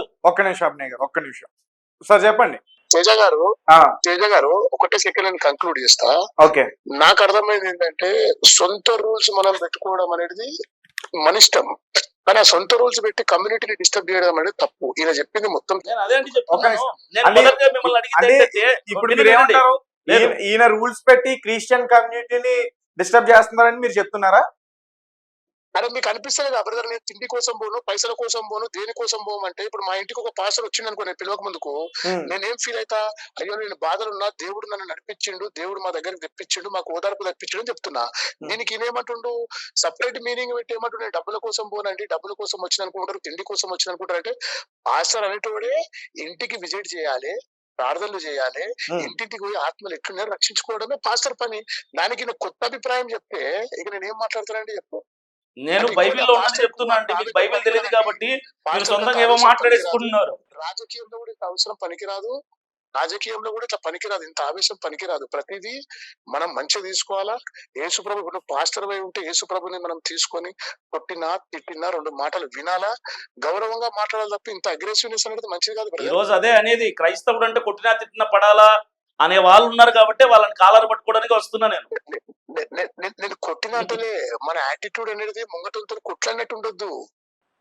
ఇతను స్ట్రైట్ గా ఒక క్వశ్చన్ అడుగుతున్నానండి సార్, మీకు ఇతను రాజకీయాలకి ఒక రాజకీయ నాయకుడిగా ఇతను ఓకేనా, సెట్ అవుతారు? ఇతను పనికిరాడండి, ఎందుకంటే పాస్టరు అనేది దైవికం, రాజకీయం అనేది చేయొచ్చు, పబ్లిక్ సర్వీస్ నేను కాదంటలేను. ఇప్పుడు రాజకీయ నాయకుడు 24 hours మోరీలు నిండినాయా, కమ్ములు నిండినాయా, పబ్లిక్ ఎట్టురా చూసుకోవాలి, వెల్ఫేర్. ఇప్పుడు చర్చ్ కూడా అంతే కదా, చర్చిలో వచ్చిన పాస్టర్ సంఘస్థులకు ఏమైతుంది, ఏం పోతుంది, ఎక్కడ నుండి చూసుకోవాలి. అవి 2 బ్యాలెన్స్ చేస్తారని మీరు అనుకుంటే ఆయన అన్నట్టే. ఏదైతే అనుకుంటే ఉంటే పబ్లిక్ లో 24 hours ఉండాలి పబ్లిక్ లో, లేదంటే చర్చ్ లో 24 hours ఉండాలి. ఏ పని 2 గురువులనే సవారి మంచిది కాదు. ఆ వాక్యంలో ఉన్నట్టు నాకు తెలిసిన మట్టుకు ఉంటే చల్లగానే ఉండాలి, లేకపోతే వెచ్చగానే ఉండాలి. నులివెచ్చుకుంటే దేవుడు ఉంచేస్తాడు కదా. ఓకే సార్, ఇంకొక క్వశ్చన్ అండి మీకు. ఇంతకు ముందు పాస్టర్ అజయ్ బాబు అరెస్ట్ అయిపోయినప్పుడు ఇతను డబ్బులు జనాలకి ఫోన్ పే చేయించుకున్నాడు, అంటే అజయ్ బాబుని విడుదల చేయడానికి డబ్బులు అవసరం అని చెప్పి ఫోన్ పేలు చేయించుకున్నాడు అనేది కూడా ఒక ఆరోపణ ఉంది ఇతని పైన. అవునండి, ఇప్పుడు నేను ఎందుకు పర్సనల్ గా పోతున్నానంటే ఇది ఓన్లీ పాలిటిక్స్ సంబంధించింది కాబట్టి పాలిటిక్సే. నేను హైదరాబాద్ కి వచ్చినప్పుడు మాట్లాడతా లైవ్ డెబిట్, ఆయన నన్ను గుర్తుపడతా, నేను పేరు చెప్తలేను. అందుకే ఇప్పుడు నేను పేరు ఎందుకు చెప్తానంటే, పేరు చెప్తాను వేరేగా అవుతుంది, మీరు కూడా చెప్పొద్దు, నేను మీకు కూడా చెప్పలేను ఎవరు. నేనేమంటున్నా ఆ డబ్బులు తీసుకున్నారు, డబ్బులు సంపాదించిండ్రు అనేది ఆయనకు తెలియదు. అలిగేషన్ ఉందా లేదని నేను ఆల్రెడీ క్వశ్చన్ అడిగాను. నేను అట్లాంటిది ఏది చేయలేదు, నా బ్యాంక్ అకౌంట్స్ చెక్ చేసుకోండి, నా ట్రాన్సాక్షన్స్ చెక్ చేసుకోండి, అజయ్ బాబుని అరెస్ట్ చేసినప్పుడు కాదు, ప్రవీణ్ పాస్టర్ గారు చనిపోయినప్పటి నుంచి కూడా చెక్ చేసుకోవచ్చు అంటూ కూడా చెప్తున్నారు. అరే ప్రవీణ్ పాస్టర్ నేను ఒక్కడే చేసినా అండి, నేను ఒక్కడే మాట్లాడినా. ఇప్పుడు అజయ్ బాబు కూడా జైలుకు పోయినా, మన ప్రవీణ్ పాస్టర్ గురించి మాట్లాడింది పోయిందా? డైవర్ట్ అవ్వకూడదు కదా ఇప్పుడు ఆయన అయినా కాదని ఆయన చెప్పుకోవాలి కానీ మనమే చెప్తాం పబ్లిక్ అందరికి. ఇప్పుడు మీకు తెలుసు, మాకు తెలుసు, పబ్లిక్ అందరికి తెలుసు, అజయ్ బాబు ఈయన ఇద్దరు కలిసి అకౌంట్ పెట్టి డబ్బులు తీసుకున్నారు తెలుసు అందరికి. ఓకే, తర్వాత ఫోన్ చేస్తుంటే కూడా లిఫ్ట్ చేయరు అనేది కూడా ఒకటి. అది అరే అవునండి, అది పెద్ద ప్రాబ్లం. అది అభినయ దర్శన్ కి ఆయనకు కూడా తెలుసు. ఆయన ఇప్పుడు నిజంగా చెప్పమాను, ఇప్పుడు లైన్ లో ఆయన చేతిలో బైబిల్ అంటే ప్రమాణం తినద్దు కానీ వాక్యంగా ఆయన చెప్పమాను. చెప్పండి సార్ దీనికి అన్న ఒకసారి మీరు ఒకసారి రిపీట్ చేస్తారా? చెప్పండి, మీ క్వశ్చన్ ఒకసారి రిపీట్ చేయండి. బ్రదర్ అభినయ్ గారు చెప్పండి. ఇప్పుడు మీకు ఫోన్లు చేస్తే మీరు ఫోన్లు ఎత్తారని అందరూ మీతో మీ మీద ఒక కంప్లైంట్, ఒక రిక్వెస్ట్ మీతో కూడా మాట్లాడుతుంటారు, అవునా కాదు? అది మీకు ఆంధ్రప్రదేశ్ లో గానీ తెలంగాణలో గానీ బాగా ఇష్టమైన పాస్టర్ పేరు కూడా చెప్పండి. యేసుప్రభు తప్ప నాకు ఎవరు ఇష్టం లేదు. ఎవరు చెప్పిన ఇలాంటి ఆయనతో మనం మాట్లాడే టైం వేస్ట్. ఎందుకంటే ఒక వ్యక్తికి రోజుకి ఏమండి ఒకటి చెప్తా వినండి, మీరు ఈ నియోజకవర్గం, మీరు ఆంధ్రప్రదేశ్ తెలంగాణ నాకు తెలీదు, ఇక్కడ చెప్తాను వినండి సార్. ఇప్పుడు ఒక ఎమ్మెల్యే గాని ఒక ఎంపీ గాని ఒక సీఎం గాని పబ్లిక్ సర్వెంట్, మనుషులు ఓట్లు వేస్తే గెలిచినటువంటి వ్యక్తులు. మీకు మీ నియోజకవర్గం ఎమ్మెల్యే ఫోన్ చేస్తే లిఫ్ట్ చేస్తాడా, లేదంటే అతని కింద ఉన్న వ్యక్తులు లిఫ్ట్ చేస్తారా? మీకు ఫోన్ చేస్తే రేవంత్ రెడ్డి లిఫ్ట్ చేస్తారా, అతని కింద ఉన్న వాళ్ళు లిఫ్ట్ చేస్తారా? మీరు ఫోన్ చేస్తే ప్రధానమంత్రి లిఫ్ట్ చేస్తారా, ఆయన కింద ఉన్న వాళ్ళు లిఫ్ట్ చేస్తారా? ఆన్సర్ చెప్పండి. ఇప్పుడు నేను మీకు డైరెక్ట్ ఫోన్ చేసిన, ఫోన్ చేస్తే మీ దగ్గర ఒక లేడీ ఎత్తింది, మీరు నా నంబర్కి ఫోన్ చేయలేదు, అది మినిస్ట్రీ నంబర్. మీకు యూట్యూబ్లలో, ఫేస్బుక్ లో, ఇన్స్టాగ్రామ్ లో, వాట్సాప్ లో కనిపించేవి అది నా ఆఫీస్ స్టాఫ్ నంబర్స్. అవి ఇది మీరు ఫస్ట్ అర్థం చేసుకోండి. నేను డిస్ప్లేలో కనిపించే నంబర్లు అభినయ దర్శన్వి కాదు, అవి అభినయ దర్శన్ పరిచర్య నంబర్లు. వాళ్ళు డేట్లు తీసుకోవడానికి, ప్రేయర్ చేయడానికి మాత్రమే ఆ నంబర్లు నేను ఇస్తాను. నా పర్సనల్ నంబర్ వేరే. నా పర్సనల్ నంబర్ నేను ఎవరికి ఇవ్వనండి. నా పర్సనల్ నంబర్కి ఫోన్ చేసి అభినయ్ దర్శన్ లిఫ్ట్ చేయకపోతే అప్పుడు కంప్లైంట్ చేయండి. అభినయ్ దర్శన్ పర్సనల్ నంబర్కి మీరు ఫోన్ చేయకుండా ఆఫీస్ నంబర్ చేసి, ఆఫీస్లో అభినయ్ దర్శన్ ఎందుకు ఉంటాడు? మీటింగ్లకు వెళ్తాడు, ఇట్లా ఇంటర్వ్యూలకు వెళ్తూ ఉంటాడు, బయట తిరుగుతూ ఉంటాడు. ఆఫీస్లో కూర్చొని ఉన్నాను కదా నేను. అంటాడు. ఇప్పుడు ఆయనే చెప్తాడు, నేను ఎవరికి డిస్ప్లే ఇచ్చేది నా నంబర్ నా పిఎల్ ఎత్తుతాడని. మొత్తం వినడాయన ఆ డిస్ప్లే నంబర్ కు నేను ఫోన్ చేస్తే ఒక అమ్మాయి ఎత్తింది అనగానే టక టక టక టక మాట్లాడుతున్నాడు ఆయన్ని. ఆఫీస్ నంబర్ అది ఏం చెప్తున్నానండి. ఆ అమ్మాయికి ఫోన్ చేస్తే ఆమె కొన్ని రోజులు కొద్దిసేపు అయినాక ఏం చేసింది, నాకు ఫోన్ చేసింది. ఆయన ఎవరు అరెస్ట్ అయ్యింది కదా, అరెస్ట్ అయిన వాళ్ళ ఇంట్లో ఉన్నాము, ఆయనతో మాట్లాడడానికి వచ్చినాం. మన తర్వాత మళ్ళీ ఈయన మాట్లాడినాక ఏమన్నాడు, నేను మాట్లాడిన తనతోని, అన్న నేను 24 hours ఆ ఇంటర్వ్యూ ఉంటా కదా, నేను బిజీగా ఉంటా, నేను మాట్లాడలేకపోతున్నా, నేను 2 నిమిషాల ఫోన్ చేస్తాను, మళ్ళీ ఇప్పటిదాకా మాట్లాడలే. మళ్ళా నేను అంత ఖాళీగా ఉండరండి, మీది గుర్తుపెట్టుకుని మాట్లాడడానికి. పెట్టకుండా బ్రదర్ ఒకసారి మాట్లాడింది ఆయన చెప్పిందే చెప్తున్నా. పబ్లిక్ ఇది క్లియర్ చేయాలి. ఆయన అభినయ్ గారు పబ్లిక్ కి బాగా క్లియర్ చేయాల్సిన విషయం ఇది. చాలా టాలెంటెడ్ గా మాట్లాడితే నేను కూడా డెబేట్లు ఇస్తా, దీని వల్ల మీకు కూడా అర్థమైపోతుంది మేము కూడా ఎంత టాలెంటెడ్ అని. ఆయన చెప్పిన దానికే నేను చెప్తున్నా. అభినయ్ దర్శన్ గారిని కాంటాక్ట్ నంబర్ అనేది ఆయన ఆఫీస్ నంబర్, స్టాఫ్ నంబర్ ఇస్తా అంటుండు. ఇప్పుడు మీరు డైరెక్ట్ నాకు ఫోన్ చేస్తే నేను మాట్లాడకపోతే మీరు నన్ను అనాలి అంటుండు. ఇప్పుడు నంబర్ ఇస్తావా ఇయ్యవా? ఇచ్చినవా? ఇచ్చిన నంబర్ మాట్లాడకుండా ఇచ్చినవా? మాట్లాడొద్దని ఇచ్చినవా? అటువంటిప్పుడు నంబర్ ఎందుకు ఇవ్వాలి? ఇప్పుడు నువ్వు డిస్ప్లేలు ఇచ్చిన నంబర్ నువ్వు కాంటాక్ట్ కావు బ్రదర్, నాకు పిఎల్ ఎత్తుతారంటే అది అభినవ్ దర్శన్ నంబర్ అని ఎత్తుతాం తప్ప పిఎల్ నంబర్ ఎత్తాం. రెండోది నా పర్సనల్ నంబర్ నేను ఎవరికి ఇవ్వనండి, ఎత్తినా కూడా మాట్లాడకపోతే అప్పుడు అనాలంటే మరి నువ్వు ఇస్తే కదా మేము మాట్లాడేది నీతోని. అంటే నువ్వు పబ్లిక్ ని పిక్ చేయడానికి నంబర్ ఇవ్వవు, మాట్లాడవు, మళ్ళీ ఉల్టా అంటావు. మళ్ళీ ఏమనంటే పిఎం ఇస్తాడా, ఎమ్మెల్యే ఇస్తాడా అంటే నేను ఫోన్ చేస్తే రేవంత్ రెడ్డి కూడా ఇస్తాడు. ఉన్నారా లేరా? పబ్లిక్ లేరా? ఏదో ఒకసారి కాన్ఫరెన్స్ లో తీసుకోండి రేవంత్ రెడ్డి గారిని. ఏదో ఒకసారి రేవంత్ రెడ్డి గారిని కాన్ఫరెన్స్ లో తీసుకోండి సార్. రేవంత్ రెడ్డి గారిని ఒకసారి కాన్ఫరెన్స్ లో తీసుకోండి. అండి ఒకసారి చేయండి చూద్దాం. రేవంత్ రెడ్డి గారికి చేయండి సార్. రేవంత్ రెడ్డి గారికి ఒకసారి కాల్ చేయండి. బ్రదర్ మీరు అన్నారు కదా చేయండి చూద్దాం. నువ్వు ఎమ్మెల్యే అయిపోయినా లే బ్రదర్. బ్రదర్ మీరు అన్నదే అడుగుతున్నా. రేవంత్ రెడ్డి గారికి కాల్ చేస్తే లిఫ్ట్ చేస్తారన్నారు కదా, లిఫ్ట్ చేయండి చూద్దాం. ఒక్క నిమిషం సార్, కంప్లీట్ చేయండి. నిజంగా ఆయన ఇంటర్వ్యూ ఆయన అగ్రెసివ్ అవుతుంది. నేనేమన్నా ఇప్పుడు మీరు ఒక రిపోర్టర్, ఇప్పుడు మీరు సీఎం ని కలవచ్చు, నేను కలవగలుగుతానా? ఇప్పుడు మీరు ఒక ఎమ్మెల్యేకి ఫోన్ చేయగలుగుతారు డైరెక్ట్, మేము చేయగలుగుతామా? ఇప్పుడు ఈయన ఎమ్మెల్యే ఎంపీ సీఎం ఆయన, ఇప్పుడు ఈయన అట్లా పోల్చుకుంటున్నా. మరి ఏం కాకముందుకి ఇట్లా పోల్చుకుంటే, ఏం కాకముందే నీ ఫోన్ నంబర్, పర్సనల్ నంబర్ ఎవరు ఇవ్వకపోతే, నువ్వు పాస్టర్ అన్నప్పుడు ఎవరికి నంబర్ ఇవ్వకపోతే డెబేట్లు, ఇంటర్వ్యూలు నేను బిజీగా ఉంటాను కదా, మరి పాలిటిక్స్ ఎట్లా వస్తా బ్రదర్? నేను అదే అడుగుతున్నా నీకు. నేను పాలిటిక్స్ లేక వచ్చి ఎమ్మెల్యే అయితే కూడా నా పర్సనల్ నంబర్ ఇవ్వనండి, నా స్టాఫ్ నంబరే ఇస్తా. నా స్టాఫ్ కే సమస్యలు చెప్తారు, ఆ స్టాఫ్ నాకు సమస్యలు చెప్తారు, నేను ఆ సమస్యలు తీసుకుని ప్రజల ముందుకు వెళ్తా. నేను నా పర్సనల్ నంబర్ ఇస్తే నాకు రోజుకి 100 కాల్స్ వస్తాయి. నాకు రోజు సార్ ఒకసారి కంప్లీట్ చేయండి. మీరు స్ట్రైట్ గా అడగాలనుకుంటుంది ఒకసారి కంప్లీట్ చేయండి. నేను ఈ డెబేట్ కి 3 క్వశ్చన్లు చెప్తా. ఆయన మాట్లాడింది ఓకే. ఫస్ట్ ఆఫ్ ఆల్ నేను రాజకీయాన్ని ప్లస్ సంఘాన్ని సేవను నేను మొత్తం బ్యాలెన్స్ చేసే కెపాసిటీ ఉన్నాడు, తెలివి గల్లోడు, నాలెడ్జ్ గల్లోడు, బైబుల్ ఉంది, 66 పత్రికలు, సేవలు, ప్రసంగం అని చెప్తున్నా. అవన్నీ చెప్పాల్సిన అవసరం లేదు స్టేట్ క్వశ్చన్ కి. 2 బ్యాలెన్స్ చేస్తా. ఎట్లా బ్యాలెన్స్ చేస్తా చెప్పాలి. అంటే ఆయన ఏమన్నాడు, ఆదివారమే అన్ని గొర్రెలు వస్తాయి, నేను యేసు ప్రభు గొర్రెలు అని చెప్తే ఆయన్ని గొర్రెలు అంటుండు. అవును గొర్రెలమే సార్, నువ్వు గొర్రెవే నేను గొర్రెనే. క్రైస్తవులను గొర్రెలు ఎందుకు అట్లా హ్యూమిలేట్ చేస్తున్నావు అంటున్నాడు. క్రైస్తవులు గొర్రెలే నిజంగా, మీరు మేము గొర్రెలమే. మనము చర్చకొచ్చిన 90 మంది గొర్రెలు అంటావాను. అవును, నీ చర్చకొచ్చిన గొర్రెలు అంటావా? యేసుక్రీస్తు ప్రభువుల వారు గొర్రెల కాపరి అయినప్పుడు మనం గొర్రెలమే. గొర్రెల వంటి స్వభావం కలిగిన వాళ్ళు క్రైస్తవులు.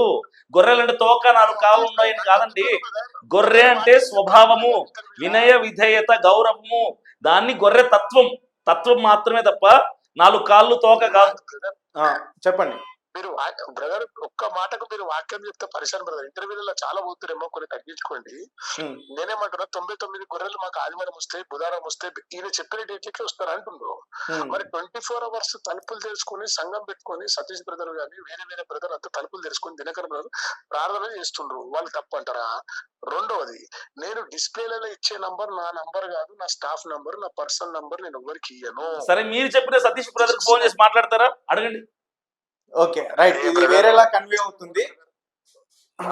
అదే పర్సనల్ గా పోతాను బ్రదర్, అందరు పర్సనల్ గా పోకు, నీ గురించి కూడా తెలుసు కదా, నువ్వు మళ్ళీ పర్సనల్ గా పోకు బ్రదర్, అందరి దగ్గరికి ఎందుకు అంత అగ్రెసివ్ అవుతున్నావు? ఓకే రైట్, థ్యాంక్ యూ అండి. రైట్, నేను మీకు మళ్ళీ కాల్ చేసి మాట్లాడతాను. ఇప్పుడు బ్రదర్ నీతి రాజాని కొట్టండి బ్రదర్, అవి మొత్తం వీడియోలో వెళ్తే యూట్యూబ్ లా ఆయన ఈ తాగిన ఆయన విగ్గు ఆయన కోరిలు అన్ని వెళ్తాయి కదా, ఇవన్నీ నేను ఇంటర్వ్యూ చెప్తే బాగుంటది, నాకు సంస్కారం ఉంది. పర్లేదు చెప్పండి, నేను అడుగుతున్నాను చెప్పండి, ప్రజలు తెలియపరచండి, తప్పేముంది. ఓకే అన్ఫిట్ బ్రదర్, పాలిటిక్స్ కి వేస్ట్ అన్ఫిట్, ఆంధ్రలో ఏం పీకంది తెలంగాణలో ఏం పీకుతాడు ఆయన, పెట్టేయమని. Okay okay right. సో విన్నారు కదా, ఆయన లాస్ట్ లో మాట్లాడుతూ మీరు డ్రింక్ కూడా చేస్తారని ఒక మాట రుజువు చేయమంటున్నా కదా. ఇప్పుడు ఒక ఛానల్లో నేను మాట్లాడుతున్నా, నేను ఒకటే అంట, తేజ మందు అవుతాడు, 10 మంది అమ్మాయిలు రేప్ చేశాడంట, ఆరోపణ చేస్తాపా నా ఛానల్లో, నువ్వేమంటావు? నా కాళ్ళు పట్టుకుని చూపించరా అంటావు. చూపించగలిగినోడు నిజాయితీ పరుడు, గెలిచినవాడు. చూపించలేకపోతే ఏమైంది? నరం లేని నారుకు 100 మాట్లాడిద్ది. రుజువు ఉండాలంటారు. రుజువు లేకుండా ఏ మాట మాట్లాడినా చెల్లదు. అభినయ దర్శనం తాగుతాడన్నావా? చూపించు, ప్రజలకి నమ్మరు కదా నన్ను. ఇంకా అదే చూపించు. సో మీకు ఒకటి చూపిస్తాను, ఈ టాపిక్ వదిలేద్దాం. ఓకే, దీని గురించి కూడా మీరు క్లారిటీ ఇవ్వాల్సి ఉంటుంది తప్పకుండా. మీకు ఓకే కదా? నో ప్రాబ్లం, ఇబ్బంది ఏం లేదు. ఏ విషయమైనా సరే, ఏ విషయమైనా అంటే ఒక అభినయ దర్శన్ కి సంబంధించిన ఎనీథింగ్, ఎనీ పర్సనల్ థింగ్ మీరు నన్ను అడగచ్చు. ఇదిగో దయచేసి నాకు 2 బిడ్డలు ఉన్నారు, వారిని నువ్వు జ్ఞాపకం చేసుకో. మరి నేను ఒక అమ్మాయి, ఒక ఆడదానిగా నేను నా బిడ్డల్ని నువ్వు జ్ఞాపకం చేసుకో అమ్మా. తర్వాత నీకు నీ యాక్టివిటీస్ కూడా నేను ఫేస్బుక్ లో చూసాను, చాలా చక్కగా ఉన్నాయి. నేను చాలా వార్నింగ్ అంటే సవరించానండి, చాలా సవరణ చేయడానికి నేను ఎంతో ప్రయత్నించాను. ఆ అమ్మాయికి చాలా కౌన్సిలింగ్ ఇచ్చాను. మరి నా భర్తను కూడా ఎన్నోసార్లు కాల్ చేసి నేను బ్రతిమలాడాను, ఇటువంటి చర్యకు పాల్పడద్దు అని చెప్పాను. కానీ వారు వినకుండా ఇటువంటి చర్యకు పాల్పడి మరి తిరిగి నేనే వారికి సపోర్ట్ ఇచ్చాను, నేనే తిరిగి పర్మిషన్ ఇచ్చాను వారికి అని చెప్పడం అది కరెక్ట్ కాదు. నేను ఎప్పుడు కూడా పర్మిషన్ ఇవ్వలేదు. నాకు దయచేసి మీరందరూ కూడా నన్ను అర్థం చేసుకుంటారని నేను భావిస్తున్నాను. ఈ విషయంలో మరి నా భర్త తబితా సుప్రియాను మరి మ్యారేజ్ చేసుకున్నారు. నన్ను ఇప్పుడు తబితా సుప్రియాది 3rd మ్యారేజ్ అవుతుంది. ఫస్ట్ మొదటగా నన్ను చేసుకున్నారు, దాని తర్వాత మధ్యలో ఇంకొక అమ్మాయిని చేసుకున్నారు. ఆ అమ్మాయికి ఒకవేళ మీరు ప్రూఫ్ ఏంటి సిస్టర్, మరి బ్రదర్ అడుగుతారు కదా అని అంటారేమో. మీరు చూడొచ్చు, బ్రదర్ గారి ఆ షోల్డర్ పైన ఆ అమ్మాయి పేరు మరి టాటూ వేసుకుని ఉంటాడు. మరి అభినయ దర్శన్ గారికి తబితా సుప్రియ 3rd మ్యారేజ్ అండి. నేను చాలా సవరించాను వాళ్ళని, ఎంతగానో నేను చెప్పి చూశాను, దేవుని ప్రేమతో మందలించి చూశాను. కానీ వారు నా మందలింపును, వాళ్ళు నా రిక్వెస్ట్ ని, మరి నా మందలింపుని వాళ్ళు చేతగానితనంగా తీసుకుని మరి ఇటువంటి చర్య వాళ్ళు పాల్పడ్డారండి. తెలుసా సార్ ఎవరో మీకు? కనిపిస్తుంది. నా భార్య సుష్మా దర్శన్ కడపలోనే ఉంటది. మొన్న 4 రోజుల క్రితం కూడా ఇంటికి వెళ్ళి పిల్లలతో టైం స్పెండ్ చేసి మాట్లాడి వచ్చాను. ఆ వీడియో 5 సంవత్సరాల క్రితం ఉంది. నా యూట్యూబ్ కమ్యూనిటీలో, వాట్సాప్ లో, ఫేస్బుక్ లో, ఇన్స్టాగ్రామ్ లో చూస్తే నా ఆ ఫోటోలు 2 పిల్లలవి చూడండి, చూపించండి డిస్ప్లేలో, తప్పులేదు. ఆ ఫోటోలు చిన్న పిల్లలు అప్పుడు, 5 years బ్యాక్. ఇప్పుడు నా పెద్ద కూతురు 7th క్లాస్, నా చిన్న కూతురు 4th క్లాస్. 2 పిల్లలతో నేను తీసుకున్న ఫొటోస్ అన్ని కూడా మొత్తం సోషల్ మీడియాలో ఉన్నాయి. నేను కలిసి తీసుకున్న ఫొటోస్ సోషల్ మీడియాలో ఉన్నాయి. అది పాత కథ. మేము విడిపోయాం, సపరేట్ అయ్యాము, వేరే మ్యారేజ్ చేసుకున్నాను, హ్యాపీగా ఉన్నాం, అంత క్లియర్. ఇప్పుడు తనే ఒకసారి మహాసేన రాజేష్ ఈ వీడియో వాడుకుంటే, మహాసేన రాజేష్ పోలీస్ స్టేషన్కి వెళ్ళి పోలీసు వాళ్ళకి ఆ వీడియో చూపించి, ఏమండి ఇది అప్పుడెప్పుడో నేను మాట్లాడిన వీడియో నా ఛానల్లో పెట్టిన 2 days కి నేను తీసేసాను, ఇప్పుడు నా ఫ్యామిలీ చాలా డ్యామేజ్ అవుతుంది, నా బిడ్డలు కూడా పెద్దవాళ్ళు అవుతున్నారు, ఆడపిల్లలు, సో ఆయనకు చెప్పి తీయించండి అని చెప్పి మహాసేన రాజేష్తో మాట్లాడి ఆ వీడియో చెప్పగానే పాపం అతను అర్థం చేసుకుని తీసేశాను. ఇంకా మిగతా 2-3 మాట్లాడి కూడా వీడియో తీయించేసి, ఆ వీడియో బయట ట్రోల్ అవుతుంది, ఇన్స్టాగ్రామ్ లో క్షణంగా ట్రోల్ అవుతుంది. Happy, no problem. Abhinay Darshan మీరు కూడా నిజస్వరూపం మీరు కూడా ఆ వీడియో పెట్టచ్చు, నో ప్రాబ్లం. ఎందుకంటే క్రైస్తవ సమాజం అంతటికి అభినయ దర్శన్ యొక్క జీవితంలో ఇప్పుడు ఇది అందరికి తెలిసిన విషయం. ఇప్పుడు మాట్లాడింది ఎవరండి? సుష్మా గారు, నా వైఫ్, నా ఫస్ట్ వైఫ్. సెకండ్ వైఫ్ ఎవరు? తబితా సుప్రియ.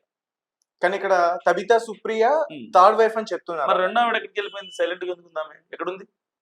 ఇప్పుడు అదే అంటే నేను మీరే చెప్పారు, నోరు మీ ఫస్ట్ వైఫే కదా. నేనేమన్నా అంటే ఫస్ట్ వైఫ్ దేవత కాదు, దేవదూత కాదు, దేవుడు కాదు, అబద్ధం చెప్పకపోవడానికి.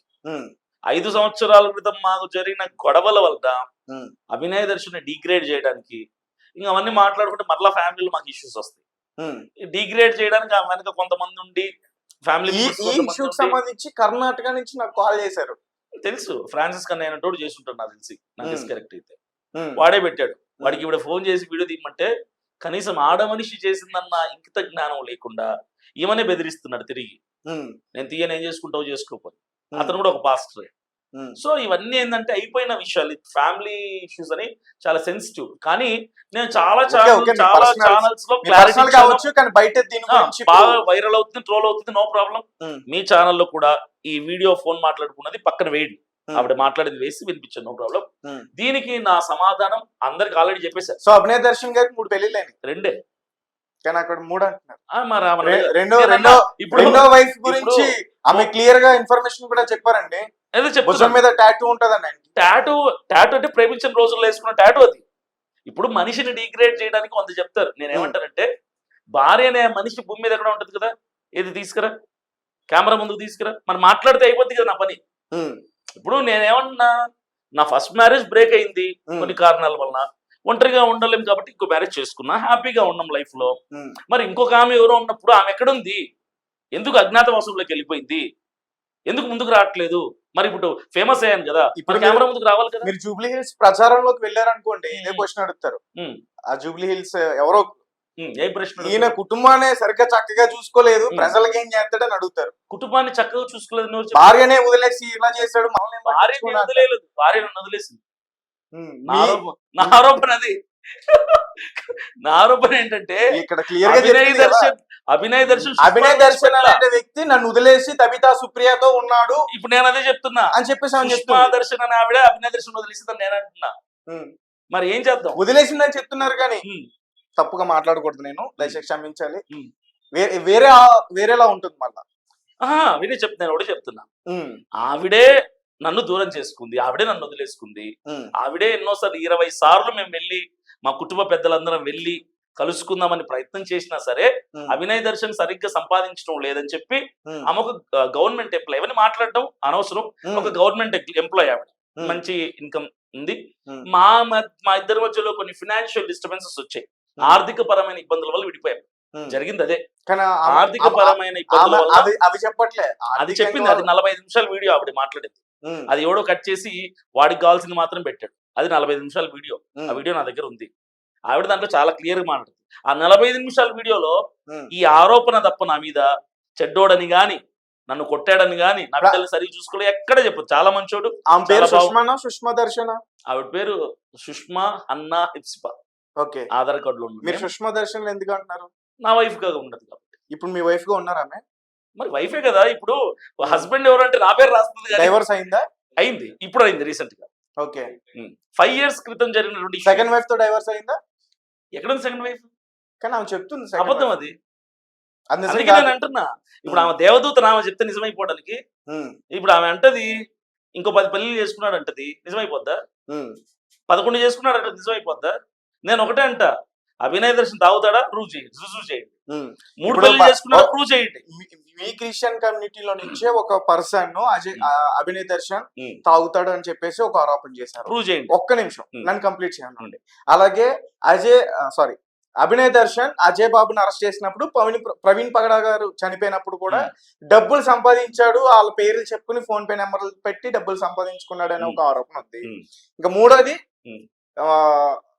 మీ wife, first wife Sushma Darshan గారు, ఆయన వదిలేసి వెళ్ళిపోయాడు, మమ్మల్ని వదిలేసి వెళ్ళిపోయాడు. 2వ పెళ్లి చేసుకున్నాడు, 3వ పెళ్లి చేసుకున్నాడు. నేను ఇప్పుడు ఓపెన్ గా చెప్తా, మీ ఛానల్ తరఫున ప్రేక్షకులు ఒకటే, అభినయ్ దర్శన్ తాగుతాడని కానీ, స్మోక్ చేస్తాడని కానీ, డ్రగ్స్ తీసుకుంటాడని కానీ, ఇప్పుడు నేను లీడ్ చేస్తున్నది 3వ పెళ్లి అని కానీ, లేదంటే అభినయ్ దర్శన్ ప్రవీణ్ పగడాల గారి పేరుతో, అజయ్ బాబు పేరుతో లక్షలు గడించాడని కానీ ఎవరైనా రుజువు చేస్తే నేను నా సేవని, రాజకీయాన్ని అన్ని వదిలేసుకుని ఎక్కడో అజ్ఞాత వాసంలోకి వెళ్ళిపోయి ఉద్యోగం చేసుకుని బతుకుతా.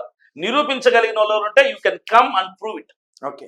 నా ఛాలెంజ్. ఇవన్నీ కూడా మీకు పెద్ద సవాల్. ఇప్పుడు ఇవన్నిటి కూడా మీరు ఇప్పుడు రాజకీయంగా పోతున్నారు కాబట్టి ఖచ్చితంగా వీటన్నిటి కూడా మీరు ఎక్కడికి వెళ్ళినా సమాధానం చెప్తానే ఉండాలి. సమాధానం చెప్పడానికి అవి రుజువు అవుతాయి కదా.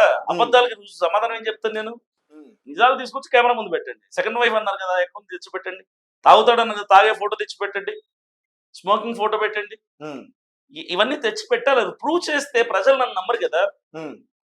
ప్రజలకు అభినయ దర్శనం ఎందుకు చెప్పాలి తప్ప మీలో మీరు మాట్లాడుకుంటే అలాంటి ఇలాంటి అంటే 100 చెప్తారు.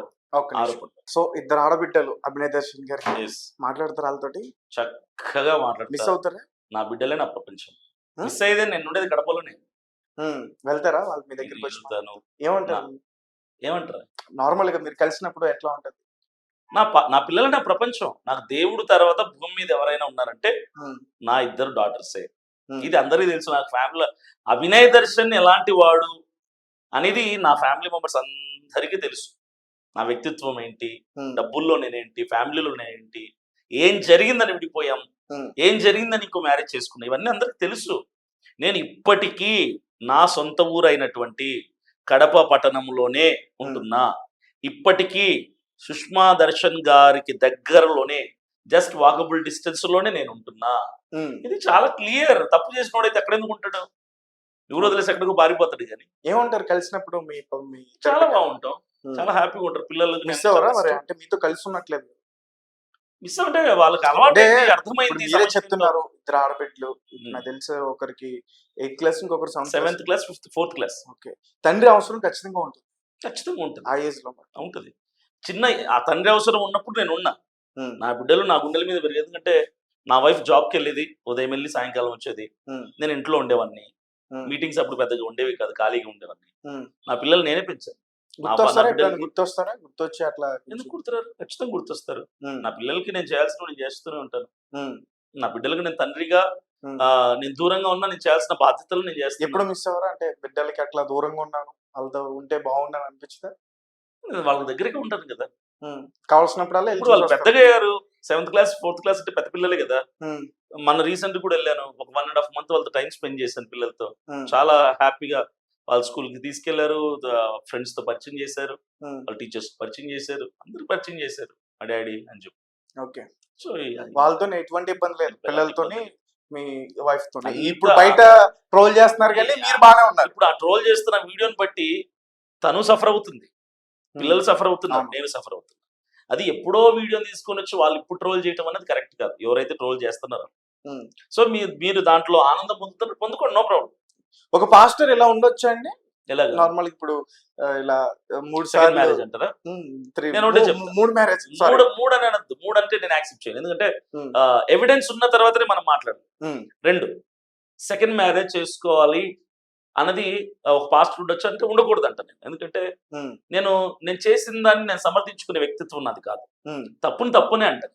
నేనున్నా నా దగ్గరికి నా చర్చ్ లో కానీ లేదంటే ఎక్కడ నేను వాక్యం చెప్పడానికి వెళ్ళినప్పుడు కానీ, పాస్టర్ గారు నా భార్యకు నాకు గొడవ అయింది, మేము విడిపోవాలనుకుంటున్నాం, డివర్స్ తీసుకుంటాం, ఇంకో పెళ్లి చేసుకోవాలనుకుంటున్నాం, మీరేమంటారు అంటే, మీరు కూడా అలా జరిగింది కదా అన్న. నేను ఒకటే అంట, బాబు నా లైఫ్ లో జరిగింది ఒక ప్రమాదం. భార్యాభర్త కలిసి బ్రతకాలి చివరి వరకు అనే చేసుకున్నాం. కానీ అనుకోని కొన్ని కారణాల వల్ల విడిపోవాల్సి వచ్చింది, విడిపోయింది. అది ఒక యాక్సిడెంట్. విడిపోవడం ఒక యాక్సిడెంట్. తర్వాత ఒంటరిగా ఉండలేను కాబట్టి ఇంకో మ్యారేజ్ చేసుకోవాల్సి వచ్చింది. మీరు ఇలా ఉండాలి అనుకుంటే అది తప్పు. అభినయ దర్శనం చేసిన తప్పు. దానికి నేను చాలా పశ్చాత్తాపడ్డాను, చాలా ఏడ్చాను, చాలా ఏమంటారు రియలైజ్ అయ్యాను, నేను గిల్టీ ఫీల్ అయ్యాను. నేను దాదాపుగా 2-3 సంవత్సరాలు తప్పు చేశానే, అనవసరంగా లైఫ్ ని కొలాప్స్ చేసుకున్నాను నేను. ఏడ్చి చివరికి హార్ట్ అటాక్ తెచ్చుకున్నాను నేను. హార్ట్ అటాక్ వచ్చిందా? 2 స్టంట్లు వేసారు. ఇప్పుడు కాదు, 2 సంవత్సరాలు అవుతుంది. చాలా డిప్రెషన్ గుండా వెళ్ళాను. కాబట్టి నేను ఒకటే చెప్తా, యాజ్ ఎ పాస్టర్ గా వాక్యం కానీ నేను కానీ ఒకటే చెప్తా, రెండో పెళ్లి చేసుకోవద్దు. కలిసి బ్రతకాలని పెళ్లి చేసుకున్నారు కదా, వివాహం చేసుకున్నారు కదా, చచ్చే వరకు సర్దుకొని బ్రతకండి. మీరు మాట్లాడుకుంటారా మాట్లాడుకోరా అవన్నీ అనవసరం. చచ్చే వరకు బ్రతకండి, కలిసి బ్రతకండి, పిల్లల కోసం కలిసి ఉండండి. మీ ఈగోస్ ని పక్కన పెట్టండి. క్షమించుకుంటారా లేదా అని పక్కన పెట్టండి.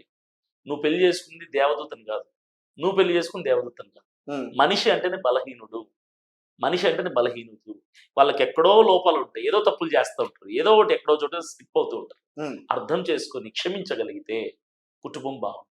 క్షమించలేని మనసున్న వాళ్ళు దూరం అయిపోతారు. మా ఫ్యామిలీలో జరిగింది అదే. ఓకే, క్షమించుకొని సర్దుకొని పిల్లల కోసం కలిసి ఉండి లైఫ్ లీడ్ చేసేయండి. 1 లైఫ్ 1 వైఫ్. నేను చెప్పేది అదే. నా జీవితంలో జరిగింది యాక్సిడెంట్, ఇంకోటి యాక్సిడెంట్ అవ్వాలని నేను ఎందుకు అనుకుంటాను? హ్యాపీగా లీడ్ చేయాలి లైఫ్ అనుకుంటాను. కాబట్టి నేను ఎవరికైనా చెప్పేది అంతే, 1 లైఫ్ 1 వైఫ్. గయ్యాలి గంపైనా, ఒకవేళ నీ భర్త తాగుపోతాడైనా తిరిగిపోతాడైనా సర్దుకొని క్షమించుకొని ప్రేమించుకొని ముందుకెళ్ళండి అంతే. చచ్చేదాకా కలిసి బతకండి. నా లైఫ్ లో జరిగినట్టు మీ లైఫ్ లో జరగకూడదు. అది దేవుడు యాక్సెప్ట్ చేయదు. నైస్. ఎక్కడో కడప నియోజకవర్గం. ఏ ఊరండి? కడప దగ్గర కడప టౌన్. కడప అంటేనే ఒక తెలుగు 2 రాష్ట్రాలకు కూడా ఇప్పటికీ పెద్ద పేరు కడప అంటే. అక్కడి నుంచి అటువంటి పొలిటీషియన్స్ బయటకు వచ్చారు, అలా రూల్ చేశారు ఉమ్మడి ఆంధ్ర రాష్ట్రం. అటువంటి కడప నుంచి ఇప్పుడు రాష్ట్రాలు విడిపోయిన తర్వాత అటువంటి కడప నుంచి జూబ్లీ హిల్స్ లో అడుగు పెట్టనిస్తారా? మీరు పోటీ చేస్తారంటే ఇక్కడ ఉన్న వాళ్ళు ఎందుకు అడుగు పెట్టినవారు? ఎక్కడో మీరు ఆంధ్ర కదా, ఇప్పుడు తెలంగాణ ఇది. ఏదైనా కడప నుంచి ఇక్కడ పోటీ చేస్తానంటే అడుగు పెట్టనిస్తారా? ఎందుకు పెట్టనివ్వరు? నేనేం తీవ్రవాదిని ఉగ్రవాదిని? నేను కూడా ఒక ప్రాంతీయ వేదం ఉంటుంది కదా, ఖచ్చితంగా ఉంటే ఉండొచ్చు. ఇక్కడ ఎలక్షన్ లో నిలబడాలంటే, ఒక ఎమ్మెల్యే అభ్యర్థిగా పోటీ చేయాలంటే ఎవరు పర్మిషన్ ఇవ్వాల్సిన పనుల, మనకు ఓటర్ కార్డు ఉంటే చాలు. ఓకే, అంతే కదా. స్థానిక కార్పొరేటర్లు లేదంటే సీఎం గారు పర్మిషన్ ఇవ్వాలన్నా, ఓటర్ కార్డు అఫీషియల్ గా లీగల్ గా మనం ఓటర్ కార్డు అప్లై చేసి తెచ్చుకొని మనం నిలబడచ్చు. ఎక్కడైనా నిలబడచ్చు, ఎక్కడైనా మనం కంటెస్ట్ చేయొచ్చు.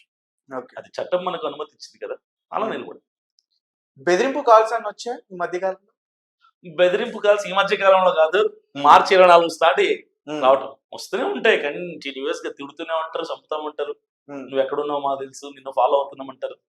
అన్ని మామూలు అలవాటు అయిపోయావన్నీ. వాటన్నిటికి భయపడేది లేదు అసలు భయపడేది లేదు. అది మీకు బెదిరింపు కాల్స్ వచ్చినాయి మీరు ఒక పాస్టర్ గా ఉన్నప్పుడు. ఇప్పుడు మీరు పొలిటీషియన్ కదా, ఇంకెక్కువ అవుతాయి. ఇంకా రేపు సిద్ధమా? ఎదుర్కోవడానికి సిద్ధమా? మంచి పోరాడి చచ్చిపోతే మంచిదే కదా. ఆ చావుకు విలువ ఉంటుంది. ఆ చావు గురించి బ్రతకనంతకాలం మాట్లాడుకుంటూనే ఉంటారు మనుషులు. చావుకు విలువ ఉంటుంది. కాబట్టి మంచి కోసం నా ప్రాణం ఇవ్వటానికైనా సిద్ధమే. ఇంకోటి కూడా ఉంది, రేపు నామినేషన్ అయిన తర్వాత ఎలక్షన్స్ దగ్గర పడుతున్నప్పుడు ఒక కపుల్ ఆఫ్ డేస్కి ముందు ఒక మంచి ప్యాకేజ్ కూడా రావచ్చు. ఇంత ఇస్తాం అంత ఇస్తాం పార్టీల నుంచి రావచ్చు. అంటే తీసుకుంటారా? వస్తే నాకు 10 కోట్లు ఇస్తాను, నేను తీసుకుంటాను. అస్సలు తీసుకుంటాను, సమస్య లేదు. సింపుల్. 10 కోట్లు ఇవ్వరులే, ఒకవేళ 10 కోట్లు ఇస్తానన్నా కూడా నేను తీసుకోను. నాకు ఎంతైనా ఓటింగ్ ఏమైనా రాకపోని నా ప్రజలు నన్ను నమ్మారు, క్రైస్తవులు నన్ను నమ్మారు. నాకు ఆ నమ్మకమే కోట్ల రూపాయల కంటే విలువైంది. ఈరోజు నేను డబ్బు కమ్ముడు పోయానంటే మాత్రం ప్రజలకి నా మీద ఉన్న నమ్మకం పోతుంది. రేపు ఇంకొకరిని కూడా నమ్మరు. నాలాంటి వాడు ఇంకోటి వచ్చి క్రైస్తవుల తరపు నిలబడతా అసెంబ్లీకి పోతారంటే నమ్మరు, ఇక మొహం మీద ఉమ్మేస్తారు. కాబట్టి డబ్బుకి అమ్ముడు పోయే పరిస్థితి లేదు. ఎంత ప్యాకేజ్ ఇస్తానన్నా, ఎన్ని కోట్లు ఇస్తామన్నా అస్సలు తల ఉంచే ప్రసక్తే లేదు. పాస్టర్ కాకుండా ఇంతకు ముందు మీకు మీ లైఫ్ ఏంటి? కెరియర్ ఫీల్డ్ లో ఉండేవని సినిమా హీరో చేశారు. 2011 నుంచి 2017 వరకు ఉన్నాను. సినిమా హీరో చేశాను. ఇక్కడే ఉన్నాను, హైదరాబాద్. తెలుసు ఇక్కడ అయితే జూబ్లీ హిల్స్ మొత్తం గల్లీ తెలుసు నాకు. హైదరాబాద్ నేను చిన్నప్పటి నుంచి ఎక్కువ పెరిగింది హైదరాబాద్ లోనే. నేను యానిమేషన్ చేసింది ఇక్కడే. నాకు హైదరాబాద్ నాకు గల్లీ తెలుసు, బాగా తెలుసు, చాలా బాగా తెలుసు. స్కిల్స్ ఉన్నాయి అయితే ఇండస్ట్రీకి సంబంధించిన గోల్డ్ అన్ని. మరి ఎందుకు ఆ లైఫ్ ని ఎందుకు వదిలేసారు? మంచి లైఫ్ కదా సినిమా ఇండస్ట్రీ అంటే. నాకు మంచిది అనిపించలా. అందులో ఉన్నప్పుడు డ్రగ్స్ అలవాటు ఉండేది, మందు అలవాటు ఉండేది వివత్సంగా. మీకు సినీ ఫీల్డ్ లో ఉన్నప్పుడు చాలా లైఫ్ స్పాయిల్ చేసుకున్నా. అమ్మాయిలు, డ్రగ్స్ అని, కొకైన్, హెరాయిన్, గంజా, ఇవన్నీ కూడా అన్ని వివత్సంగా ఉండేవి. అన్ని వదిలేసాను. ఆ టైంలో కూడా నా ఫ్యామిలీ బాగా డిస్టర్బ్ అయింది. నా ఇంట్లో నా పేరెంట్స్ కూడా నాతో మాట్లాడడం మానేసి, లైఫ్ కొలాప్స్ అయిపోతుంది, డబ్బులు ఎంజాయ్మెంట్ అని చెప్పి విచ్చలవిడిగా జీవితాన్ని నాశనం చేసుకున్నాను. తర్వాత ఆ టైంలోనే దేవుడు నాతో మాట్లాడాడు. దేవుడు నాతో మాట్లాడంటే అందరు చెప్పినట్టుగా కనిపించి మాట్లాడాడు అని నేను చెప్పను కానీ సినిమాలలో వైట్ షాడో అవి వచ్చి సినిమాల్లోనే కనిపిస్తాయి కానీ మా డాడీ ఫ్రెండ్ పాస్టర్ ఒక ఆయన, ఆ పాస్టర్ ద్వారా నేను మారాను. ఓకే. ఆయన కౌన్సిలింగ్స్ నంబర్ ఆఫ్ టైమ్స్ నన్ను కలవటం, కౌన్సిలింగ్స్ ఇవ్వటం వలన నేను మారాల్సి వచ్చింది. ఓకే. సో ఇది అభినయ దర్శన్ గారి పైన వస్తున్న ఆరోపణలు కావచ్చు, ఏమైనా అభినయ దర్శన్ గారి ఫ్యామిలీ బ్యాక్గ్రౌండ్ కావచ్చు, సినీ కెరియర్ కావచ్చు, ఇండస్ట్రీలో ఉన్నప్పుడు కొంచెం మీరు చెప్పినట్టు అన్ని చేశాం. బ్యాడ్ హ్యాబిట్స్ ఉండడం వల్ల చాలా ప్రాబ్లమ్స్ ని ఫేస్ చేసి నాకు తెలిసి అప్పుడే మీకు డైవర్స్ అయి ఉంటుంది. అప్పుడు దాని తర్వాత ఓకే. సేవలోకి వచ్చిన వెంటనే అయ్యింది. సో రైట్, మొత్తం చాలా విషయాలన్నీ కూడా మాతో షేర్ చేసుకున్నారు. అండ్ ఖచ్చితంగా మీరు ప్రజల్లోకి వెళ్తే ఇవన్నీ కూడా అక్కడ అడిగితే మీ ప్రత్యర్థులు అడిగినా మీరు చెప్పాల్సిన అవసరం అయితే ఉంటుంది. తప్పకుండా థ్యాంక్ యూ సో మచ్ అండి. Thank you thank you for thank you Teja. Coming spot news. Thank you.